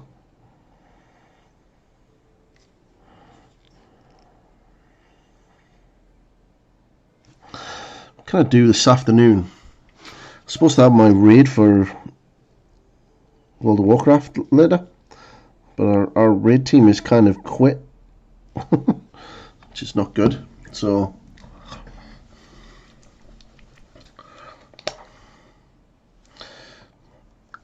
I don't think we'll be raiding. Really wish there was a Warhammer MMO. Really am looking forward to Total War 3 coming out next year. We'll definitely be getting into that. Might even stream some of it.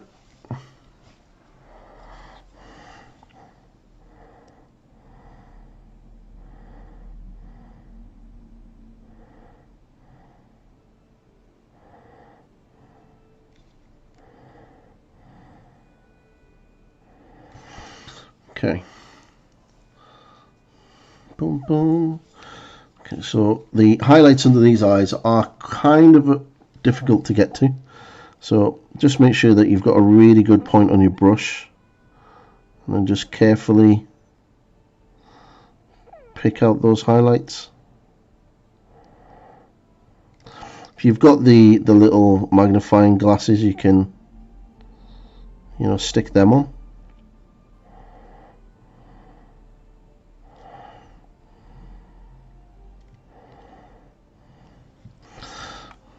I do, but don't need to wear them for this. Put that little dot there.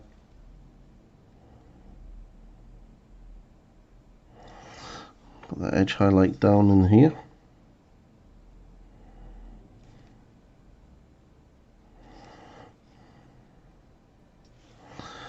Right, and put a little edge highlight in there. And same as in here.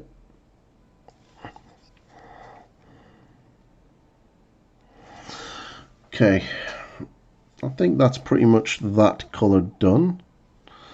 Oh, no, it's not. Got to do this part.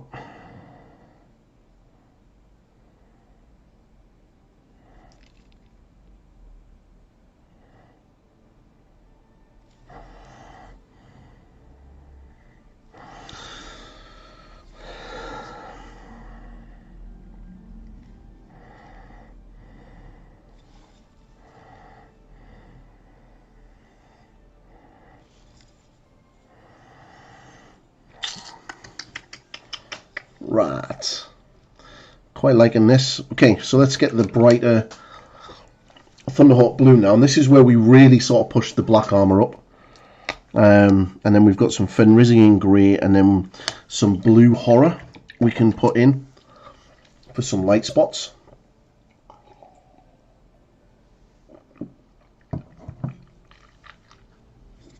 I'll be getting ready for some lunch soon.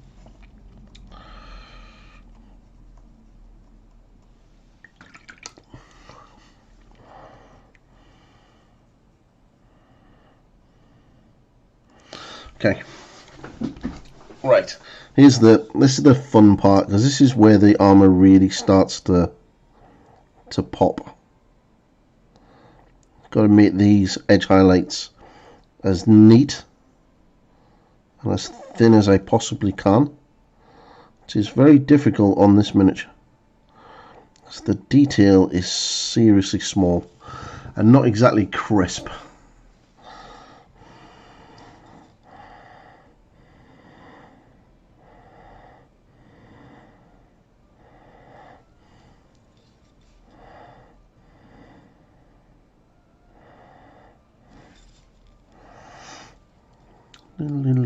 It's not the smallest of edge highlights I've ever done, but it'll be fine.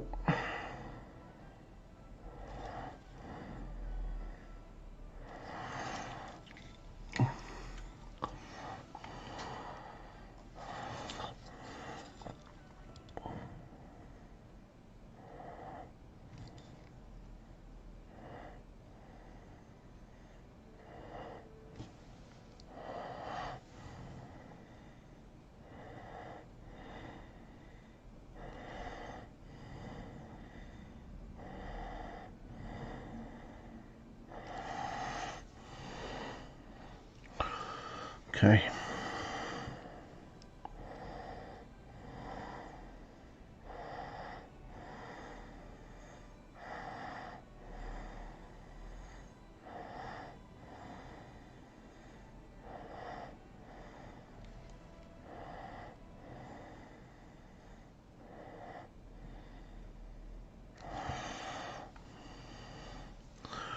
There's little small edge highlights there.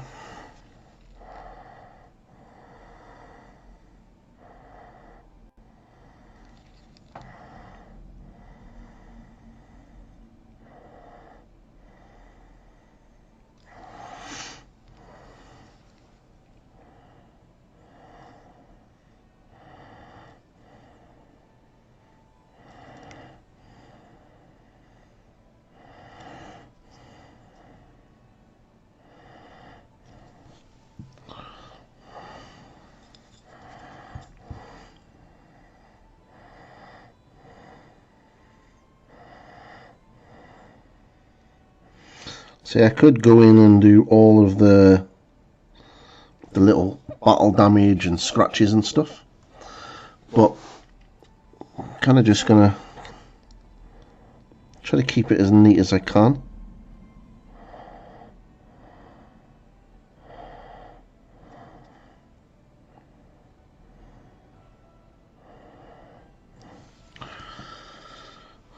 So he's definitely getting there.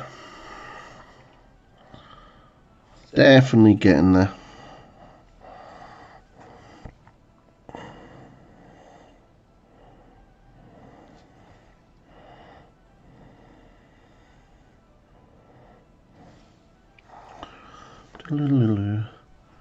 Hey buddy, how are you? So which one am I talking to? Am I talking to John or Gareth?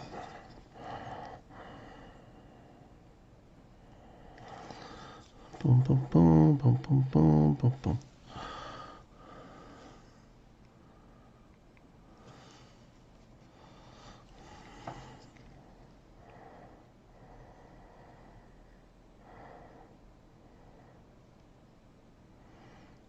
Slowly, just keep those edge highlights as thin as you possibly can.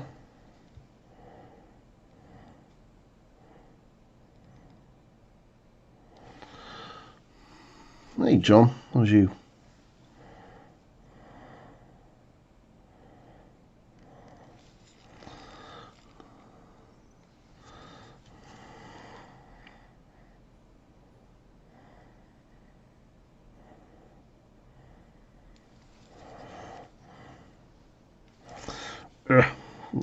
Things in the way.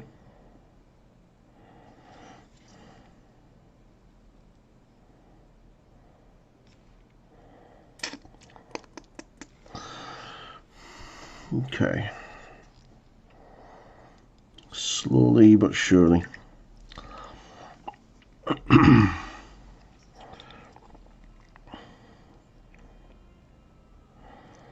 So I mean about edge highlighting being fun. You kind of just can get lost in it.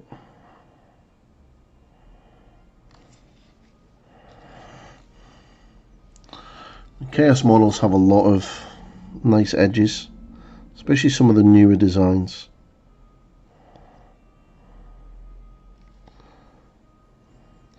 Although this model's quite old, I believe. I think he come out with, pretty sure this model was around during Warhammer Fantasy days, and he was definitely a special character because that's his twin brother. There's a weird fucked up story between the two of them. I know he's not a named character in Age of Sigmar anymore, but he was. Actually surprised he's not been brought back for Age of Sigmar, to be fair, especially with the Tzinch book coming out. I was always expecting like maybe an updated version of him.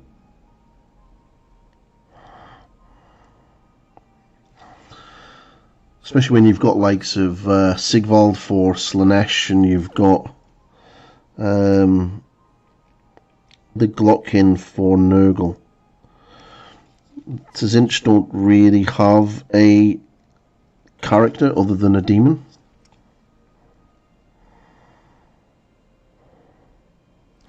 Maybe they will. He was, which came in the last army book. Yeah, I remember him being a bit of a. I remember him being a bit of a bad boy, and some really weird, fucked up lore with his twin brother or something being on his shoulder, and yeah, basically he whispers crap into his ear.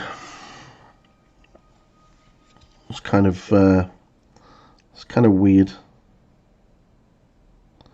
Back in the day when Chaos was really, really scary, with some of the stuff that they had in lore-wise. You had no doubt that Chaos were the bad guys back in those days.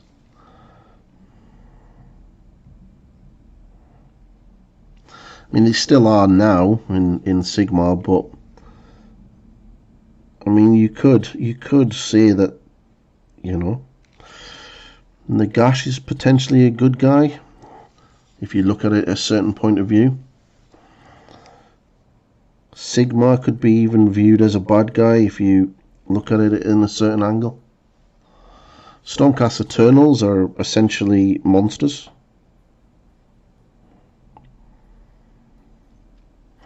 don't think there's any true good guys in Age of Sigmar.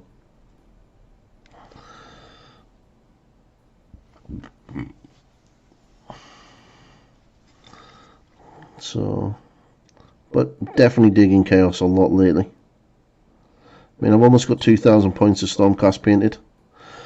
The new stuff is nice, but I'm really loving my Chaos. Really loving my Chaos.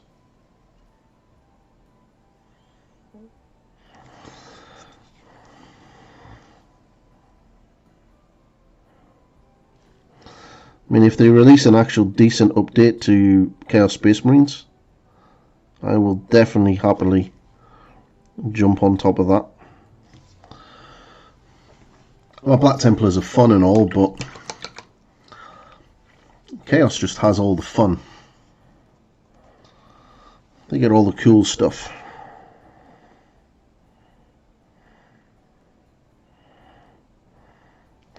Like Games Workshop, give me updated possessed Marines that look like Gal Vorbach from 30k, and then I will happily collect a Chaos Space Marine army on the spot.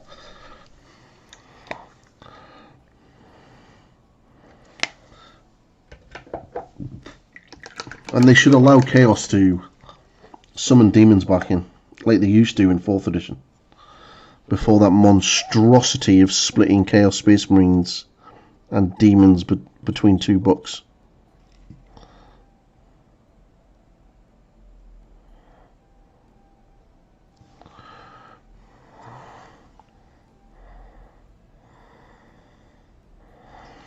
Okay, let's get those edge highlights on there.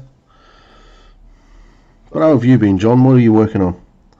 You're the one doing the Blood Angels, aren't you?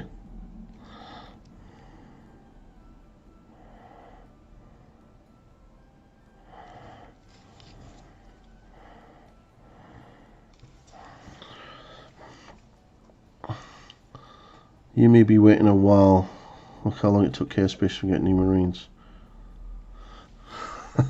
Well, if the rumours are anything to go by, then it'll be early part of next year. Chaos is supposed to be getting a big update. Everyone is hoping out for World Eaters and Emperor's Children. I do think that's definitely coming, but I think it's going to be a while yet before they make an appearance.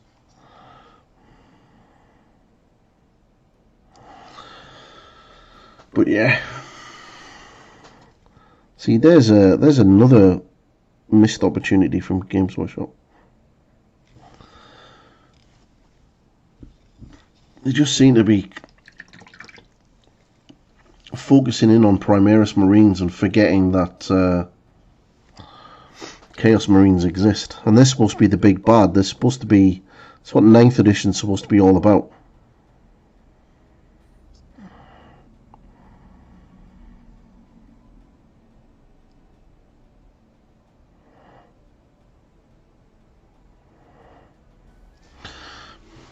Yeah, my Blood Angels up to 1500 points and just started my Horus Heresy Black Shields.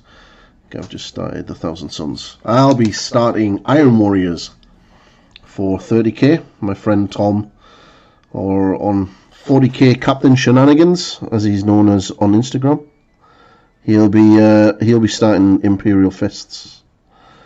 We're just waiting for the new box to come out. I was going to do Sons of Horus, but then they released that sort of campaign scenario thing for the Iron Warriors that basically gave you rules for a bodyguard unit without taking Iron Circle, and it's something that I think the Iron Warriors needed. Especially because I don't want to take Iron Circle. I don't like Iron Circle.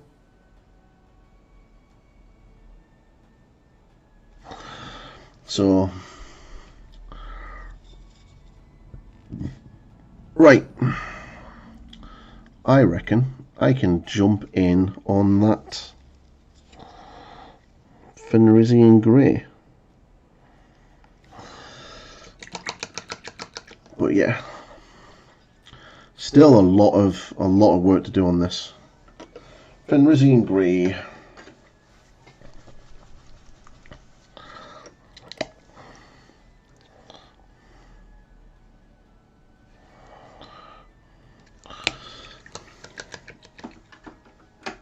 Iron Warrior is a great army. Gav wants to do the first. He's been trying to get me to do Iron Warriors.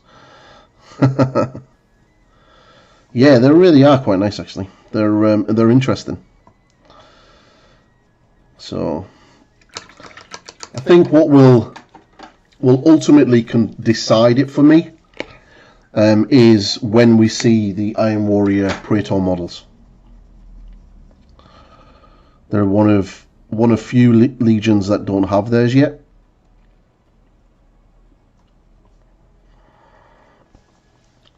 So once I see them, then that'll be it then.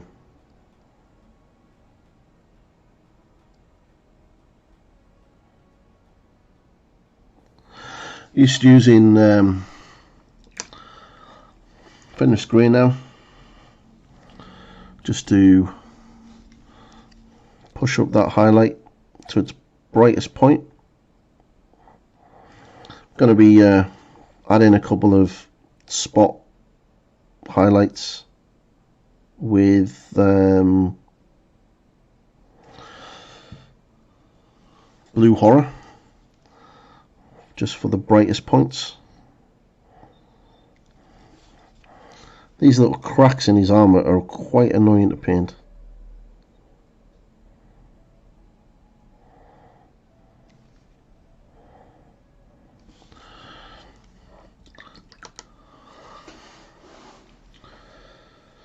Would I have hazard stripes?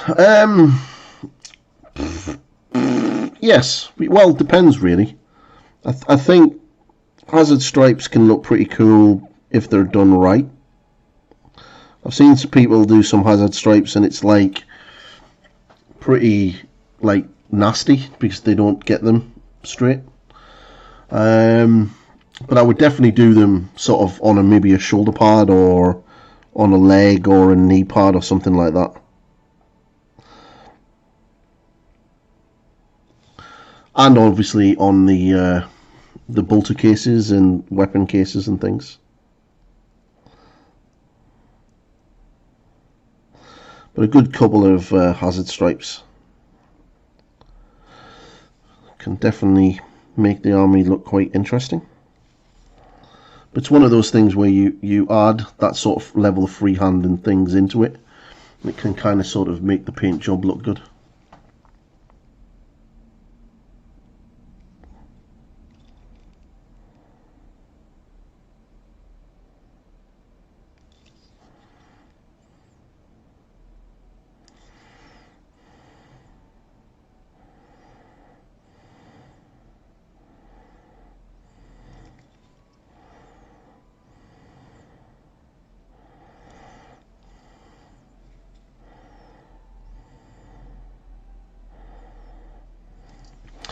Damn, I hate fine cast miniatures. I actively try not to paint them. Unfortunately, this guy is fine cast. I thought he was plastic.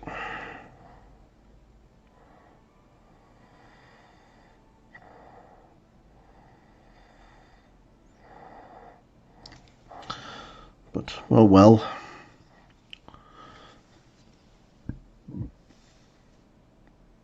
So I reckon once I've got this done, should be able to fly through the gold quite quickly. Get the gold highlighted up. Like using the Vallejo Model Air Silvers. They're really, really good. And mixing in the silver to GW Gold. So I'm mixing that, just silver, into the GW Gold, and it kind of really makes a really nice sort of colour rather than having to piss about with Liberator Gold. I would agree they do need some. I have seen some Iron Warriors on Instant they have many or too many. Yeah, it's one of those things where you can. I think sometimes people go OTT with things like that, and it can really take away from the paint job. So one of the really nicest Iron Warriors I've seen is is the guy from the Cult of Paint. Not Andy, the other guy that does the videos.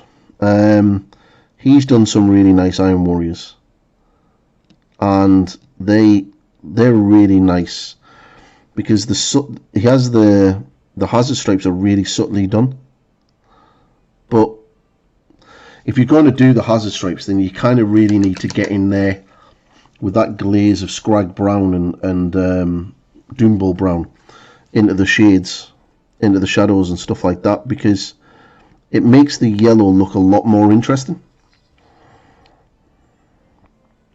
But if you have a really bright yellow with that dirty silver, it just doesn't look right. So for me, I'll be really pushing that sort of contrast between the bright yellow and a dirty Scrag Brown yellow.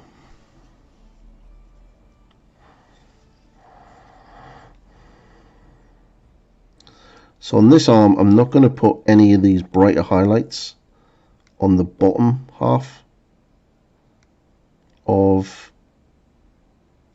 so I'm not going to put any in here because it's not going to get any. Now if I was doing like a display piece or anything, then I'd obviously have bounce highlights and stuff in there, but no man in the right mind would put this model as a display piece. It is horrible. Horrible material to work with.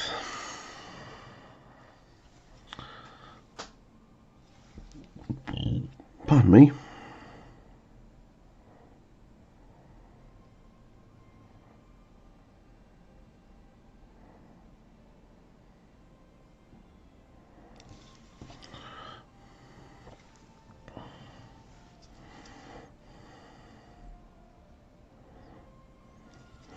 But I'm really going to have to try Infernal Brush's black recipe. Did not realise that the heavy metal team used scale. What's it called? The scale, Stegadon scale or whatever it's called, as their base colour for their highlights, rather than like Incubi Darkness, which is what I always thought they used. But apparently not. So it gives a very different blue, sort of blue black.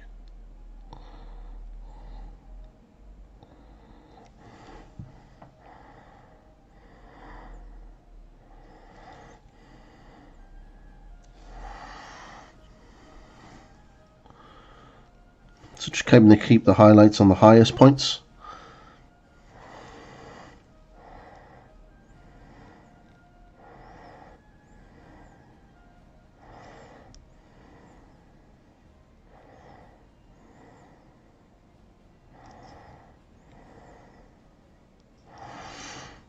Okay, so you kind of see that those pop out, and then just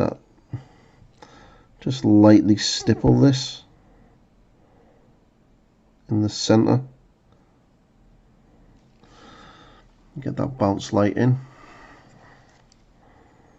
That just adds a little bit of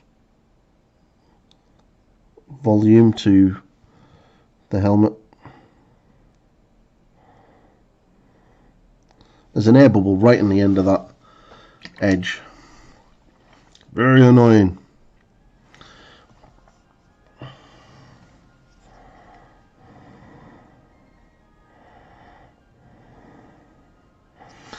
The good thing is, because I've used the blue wash on the skin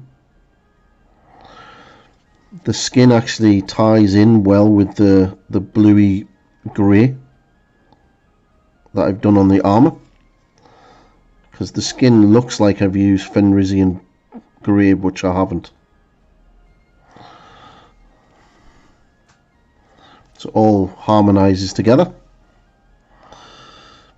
So that there was a Blood Bowl tourney going on our way, take it you are not interested. I am, but I'm just building my team right now.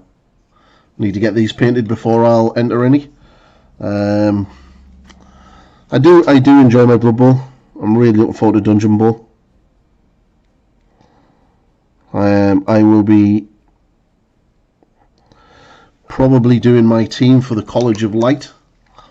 So it'll be Pro Elves and Imperial, or the Nobility players.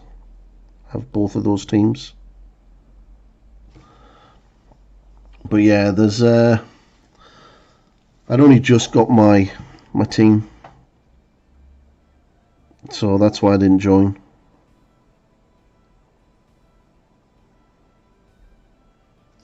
I have a load of Blood Bowl stuff, just not got round to playing it.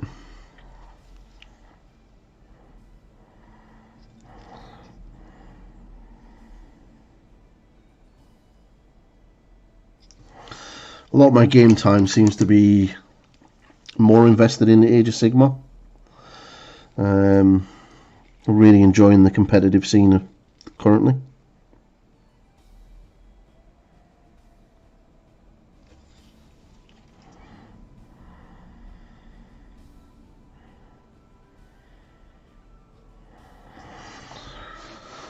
Right, that foot's not looking too bad.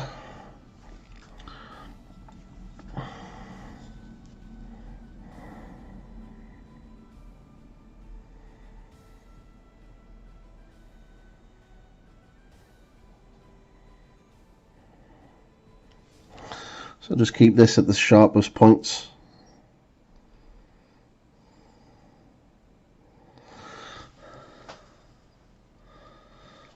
It's quite a shallow, flat foot, to be fair.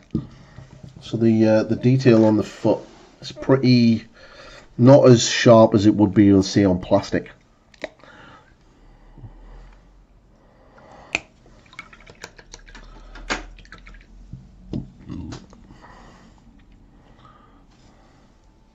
But hopefully this will just get the black armor out to pop. Still got a load of work to do on Archeon. I've only just started his mount.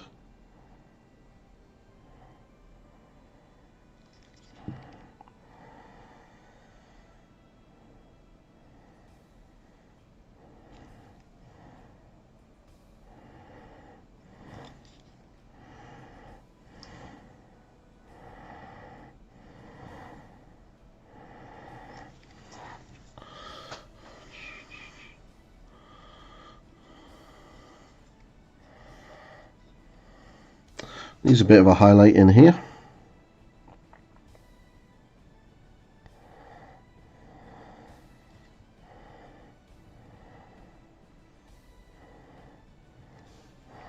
That's what I love about my Rosemary and Co brushes. As they lose hair, they get a finer point. Now this size 1 has been amazing for edge highlighting lately, because it literally just has an incredibly sharp point, which is really good for picking out that really small detail.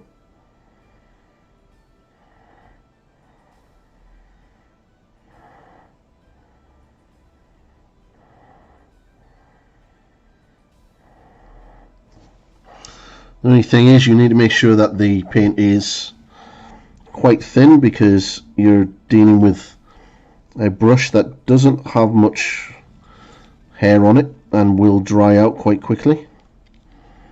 So you need to work fast and then rinse the brush and then load it up again. Otherwise you'll just end up dry brushing the highlights in rather than edge highlighting them.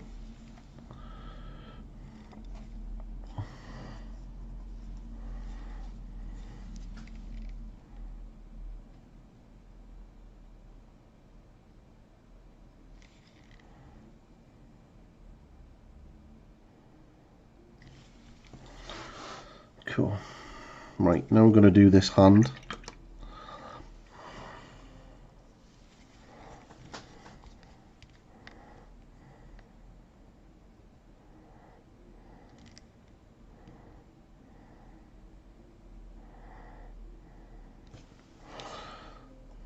These fingers can be... Have you tried? Yeah, they're absolutely shockingly bad. Absolutely terrible brushes. In fact, which is really astonishing, because the Artist Opus brushes are literally these brushes, the Rosemary & Co Series 33 rebranded, but for some unknown reason they don't perform. Now, these brushes that I'm using here, I've been using these pretty much solidly now for 6 months, right? They're really good, although this one, the size 2, is probably starting to get to the end of its life. It's starting to get a little bit brittle, and I'll need to give this another good clean after this stream. This size 1 is been going solid. Now, the Artist Opus brushes I had literally lasted me about 3 months tops. That's with constant cleaning after every session. They are shocking. Their dry brushes are useless. You don't need to buy expensive dry brushes. Rosemary & Co sell these things called smusher brushes, and this is just the small and the medium. You can get a large, but even these brushes are cheaper than what that Artist Opus are doing. Or you'd literally just go to Home Bargains and buy a load of makeup brushes for like 65 pence each, and they'll do exactly the same thing. I mean, this brush cost me 20p, and it's great for doing terrain. Needs a clean because it's a bit clunky, but this works perfectly if I have to do like large areas and stuff, and it cost me like 25p. So like this is an Artist Opus brush that I have left, and it's basically now just a stippling brush. It's crap. They're crap. They're really bad. You're paying a lot of money for brushes that are terrible. Don't buy Artist Opus brushes.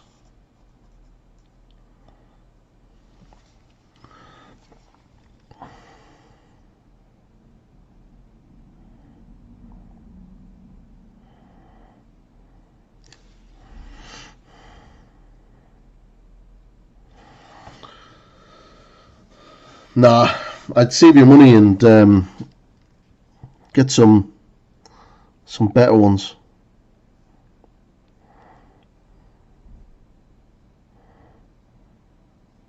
I think they're what, 50 odd quid, nearly £50 for a set of 4 brushes,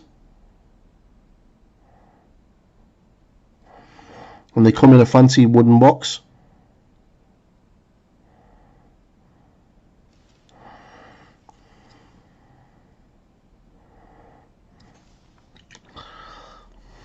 Like, holy crap, seriously? Now, I'm an affiliate. I've got an affiliate link with Element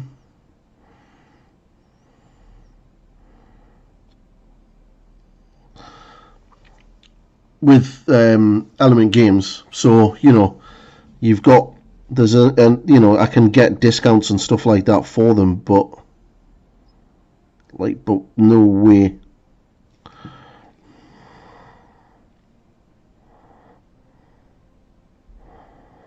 I mean, James is a nice guy, but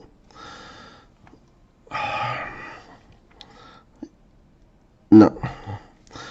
Artist Opus is a perfect example of, if you market your stuff well, it'll sell.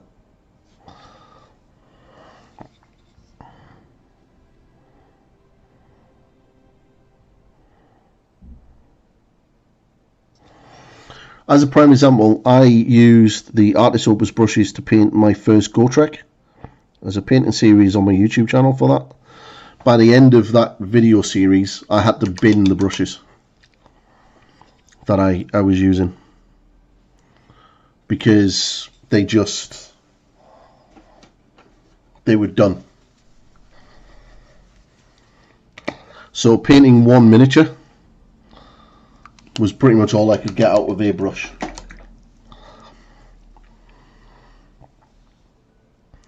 So just going to get some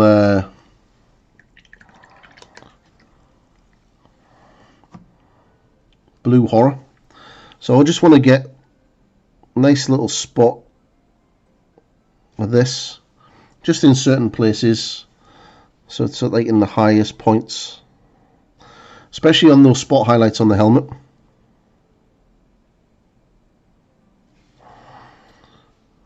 Just makes it go ping.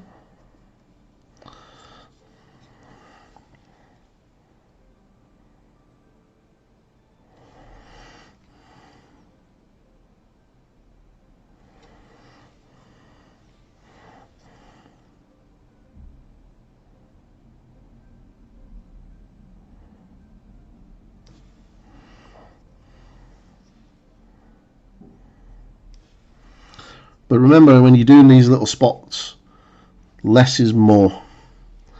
Otherwise your model looks like it's just been hit by starfall. It's like in a 1970s glam rock video.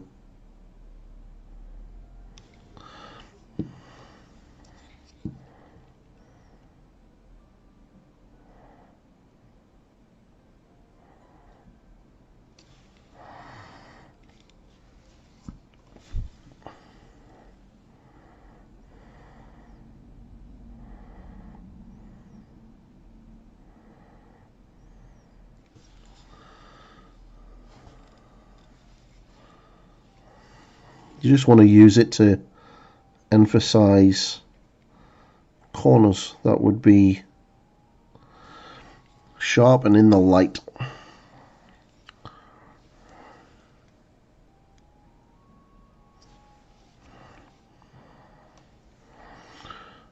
But if you want brushes, that I highly recommend Series 33 from Rosemarine Co. These brushes I'm using.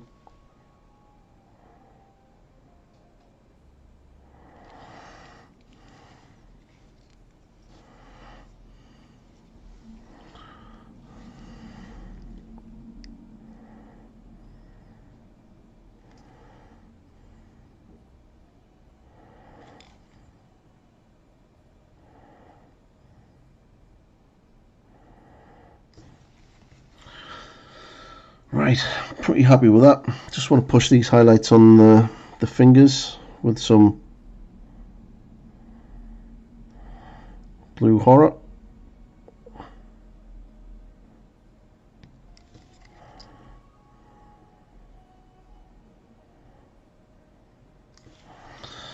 Right.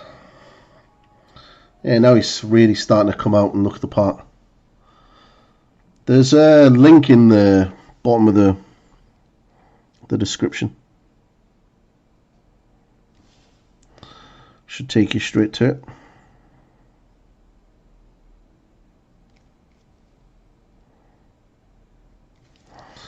Okay, yeah, I'm pretty happy with that, how that's turned out. Yeah, now he's starting to look the part. Right, so what I'm going to do now is going to do this gold. So I need some, flip the palette. I really should invest in a bigger palette. But then I need to change my desk around so I can get the full desk. So I'm only in this side of the desk. My desk goes that way, but I can't get to that part because it's covered in paint. So I really need to organize my work surface better. So I don't need too much on my palette. Then I need a drop of silver.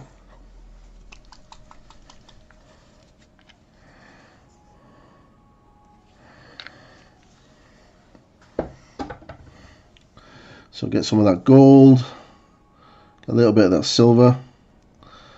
What I mean by just adding a little bit of a drop. So that's the gold without the silver, and I've just added a tiny little bit of a drop of that Vallejo silver, and then I get that. It's beautiful, love it.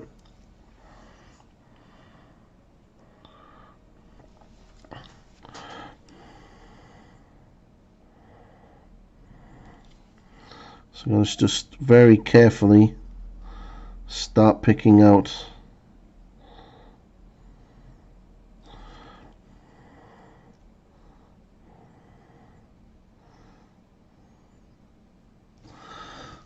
the gold, making it go bling.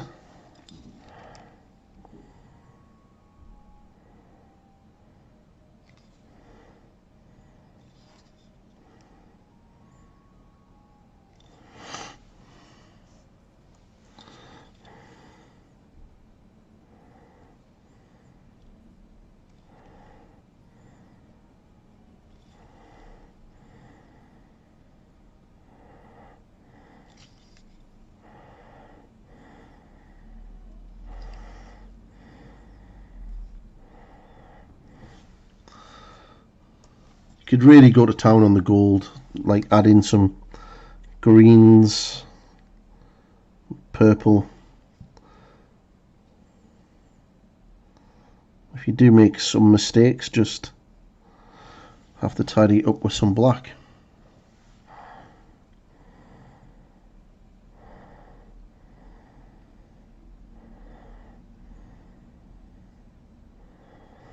I think when I finish streaming, I'm going to make myself some lunch, and I might watch the 3 episodes of Wheels of Time again, because that show has really got me. I really quite enjoyed it. It's probably to do with the big ass beastman in it.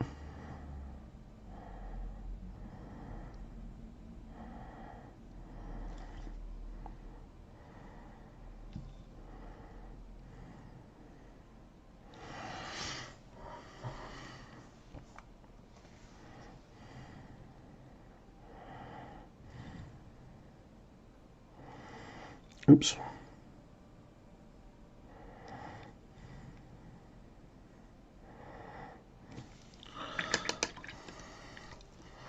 Really making that gold pop.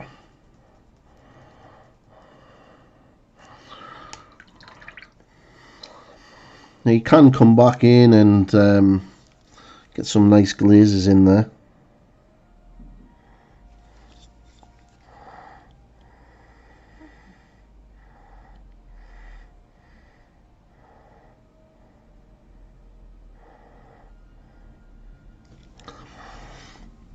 Stipple that in, sort of create a bit of a transition between the darker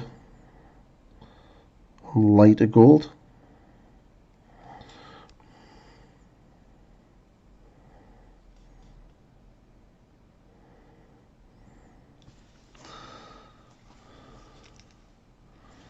So there's a bit of an eye in there, so let's do that eyelid.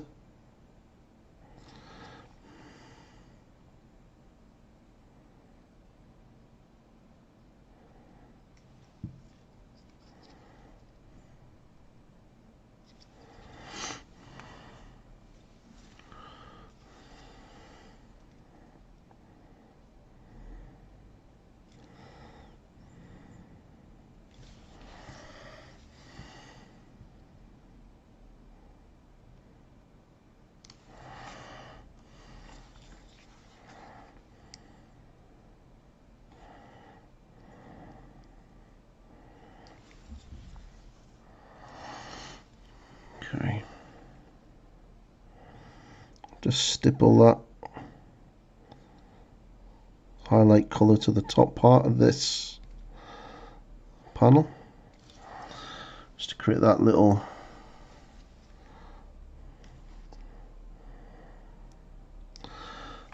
transition of a highlight in it.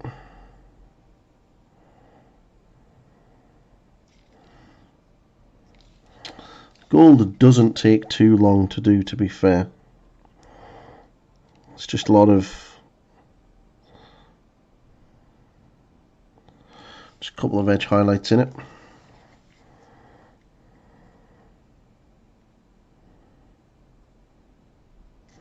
You could really go nuts with some glazes, but I'm not going to.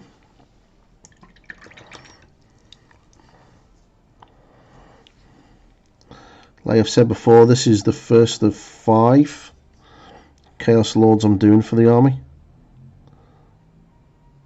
one for each god, and then an undivided one.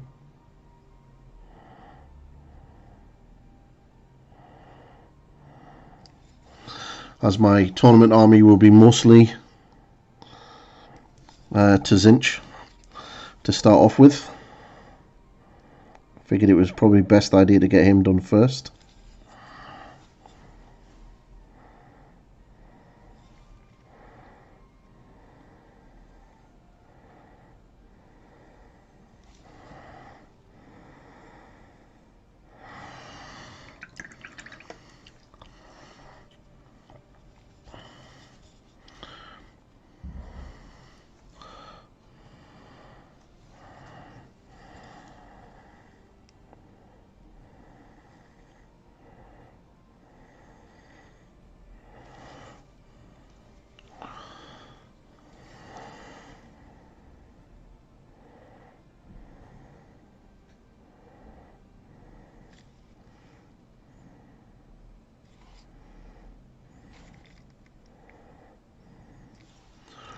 Right, now he's really starting to pop now.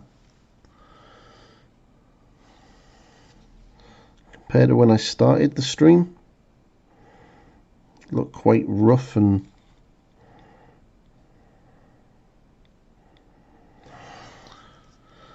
a little bit nasty.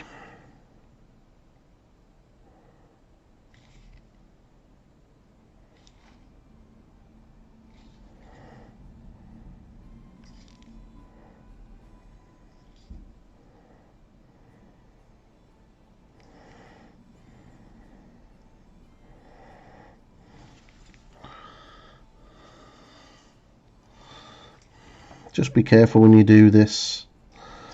Very thin gold banding. It's like a really thin line, but it is raised. So if you use the edge of your brush, you'll just be able to catch that and not hit the black.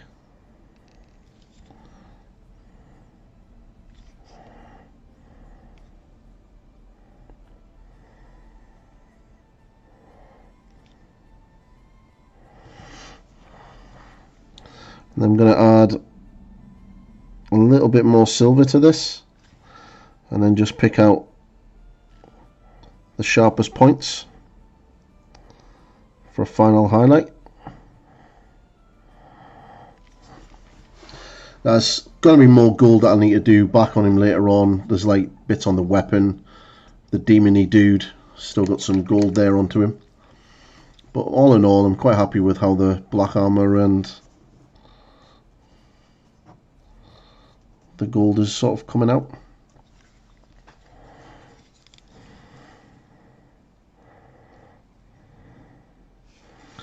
Definitely feels chaosy.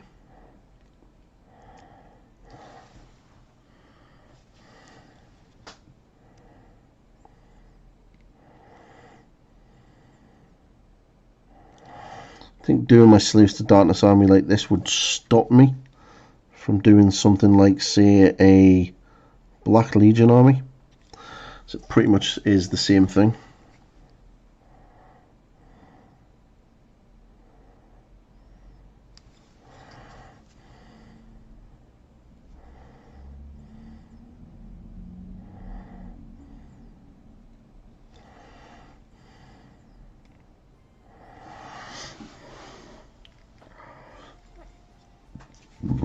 Pardon me.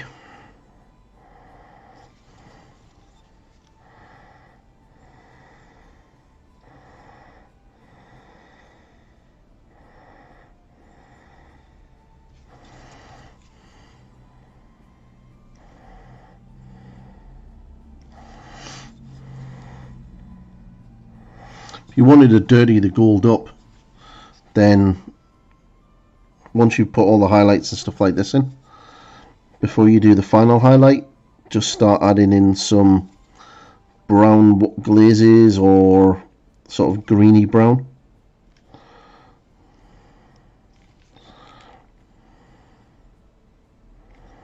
That would give you like a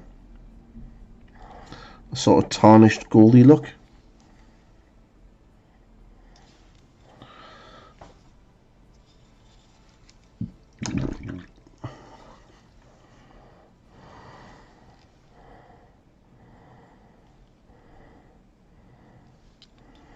The amount of air bubbles I found on rims.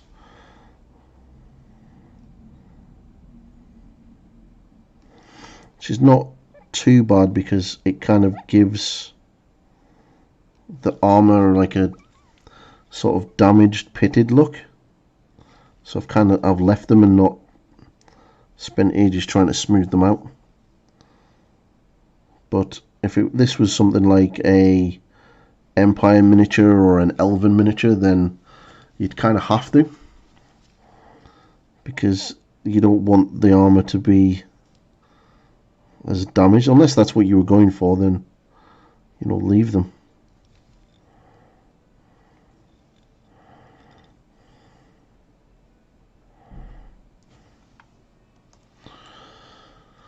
But yeah, quite happy with this. I reckon I'll probably get this finished later today after lunch. Probably sit and do some more painting.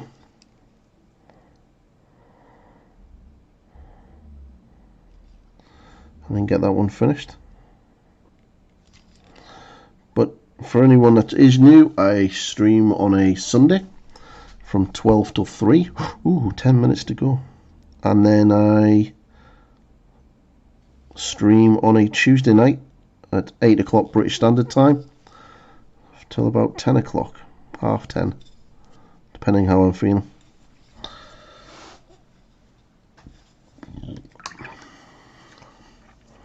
Best way to keep up to date when the streams come in is smash that subscriber button and then ring that bell. It's not just something YouTubers say, it does really, really help the channel. It helps get the channel noticed by YouTube's incredibly weird algorithm. So feel free to do that. And of course, you can follow me on Patreon and all of that shit. You don't have to if you don't want to.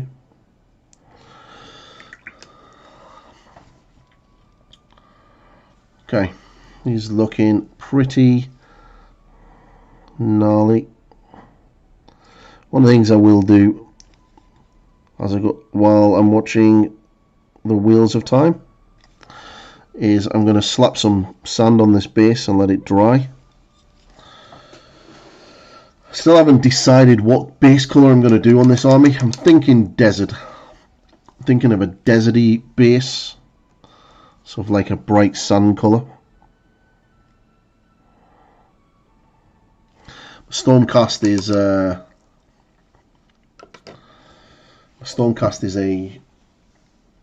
sort of muddy. So thinking maybe a desert. Get some deserty tufts and then do that. But yeah, I'm quite happy with that actually. So what I'm going to need to do now is, obviously, apart from his arm and weapon, I need to do that little eye, do the silver metallics on it, then do these weapons. But the main thing is to sort of finish off these transitions for the feathers and bring them up to a brighter pink, and then get them highlighted up.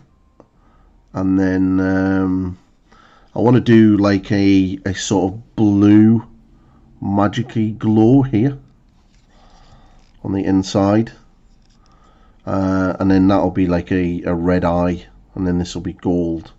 Probably do this metallic with a little bit of strapping here. Strapping, silver, wood, gold. But yeah, all in all, I'm actually quite happy with how he's looking. Well, I've got about 8-9 minutes, so I'm going to quickly do this eye. Well, I'll try to do it quickly. Not too sure how quickly I could blend this up, but we'll see. We'll get the colours on. Corn red, Mephiston red, Troll Slayer orange, and then a little bit of Uriel yellow.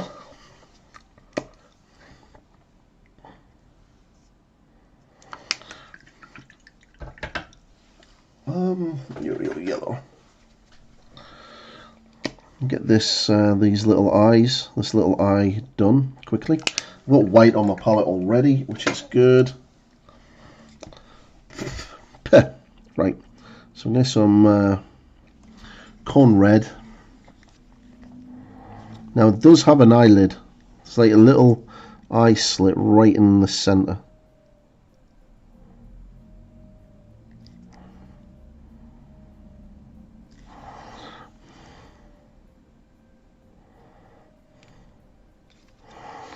This is a tiny eye. So what I want to do is sort of bring these highlights to the center of the eye.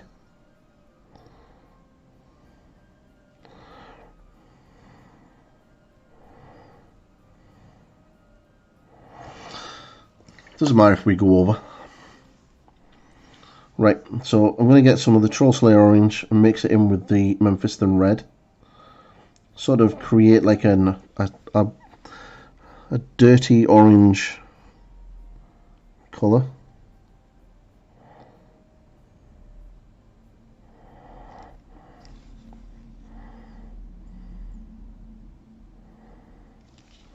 Damn, this thing's tiny. Right, then we're going to get some more.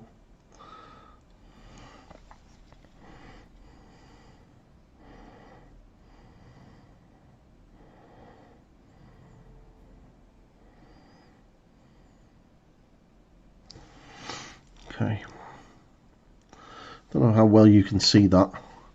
So this is why I want to invest in a proper mirrorless camera, so I can zoom in at this point.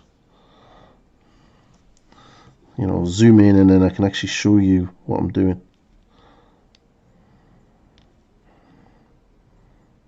Sorry, I just had to do that.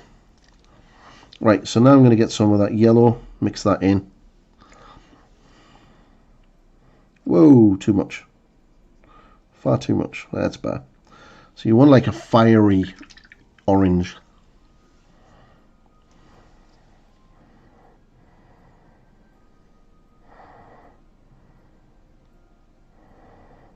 Keep those highlights as close to these inner edges as you can. I suppose I could probably push that down a little bit closer. Let me zoom that in a little bit.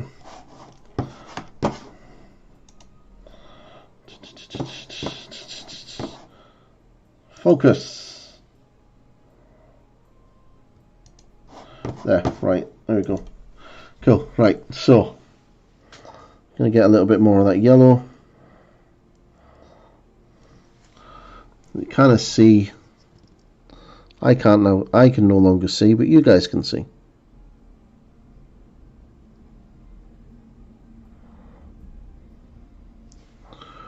Start picking out those highlights on the inside of that eye.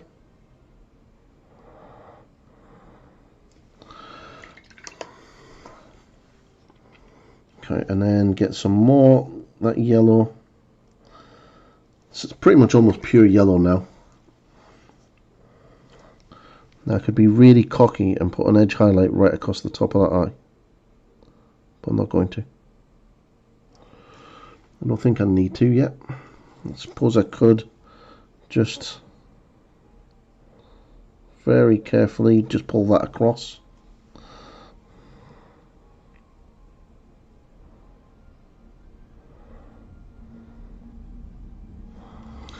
Sorry, off camera. It's very small.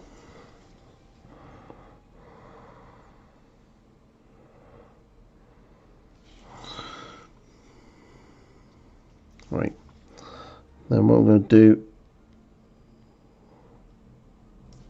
is going to get a little bit of that white just going to brighten up that yellow, that yellowy orange.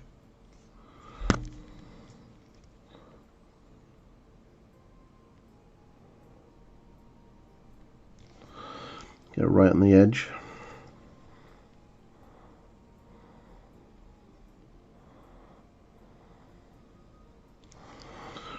Like so.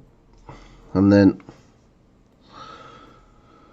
I'm going to try to just pull that highlight very slightly along the top. I want it to be quite small. You can barely see it, to be fair. And then do the same on this side. Get it in camera so you can actually see.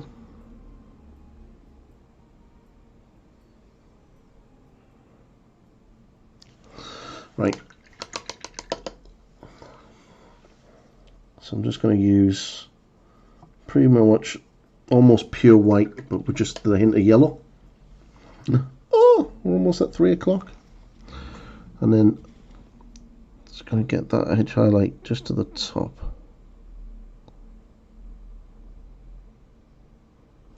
Like so.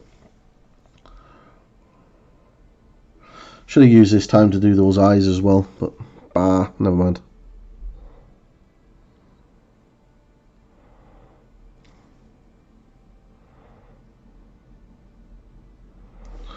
Right.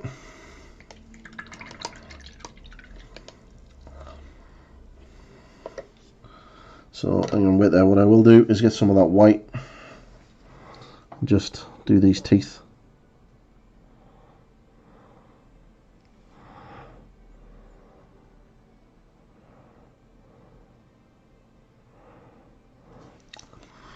Okay. Pretty happy with that. How it's looking.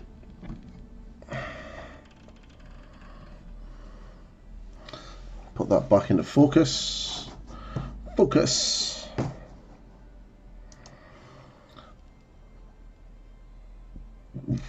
Right.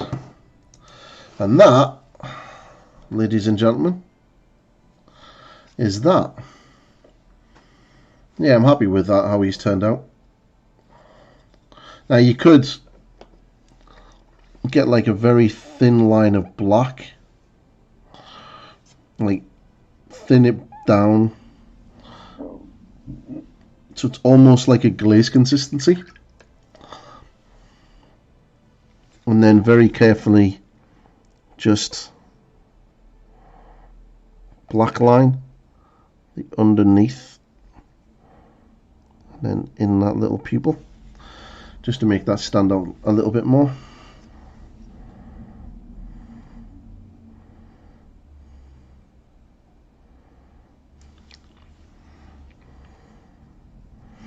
Just putting a very thin black glaze to the top of this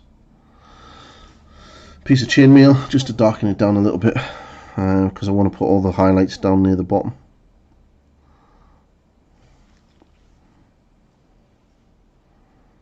And I think that is me for the day. I can end up doing a lot on the weapons.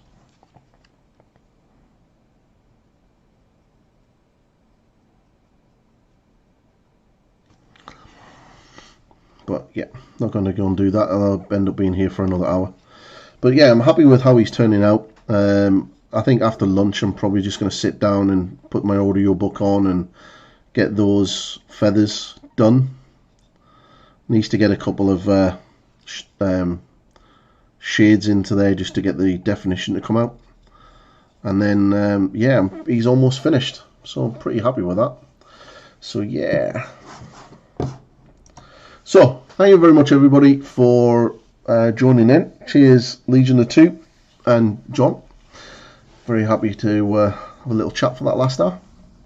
And yeah, so I'm going to be back on Tuesday at 8 o'clock British Standard Time, and I will hopefully have Hellbricked tomorrow. So I should hopefully be able to start filming probably Tuesday. So give me a week or two, and then I will have the Hellbrick series out as quickly as I possibly can.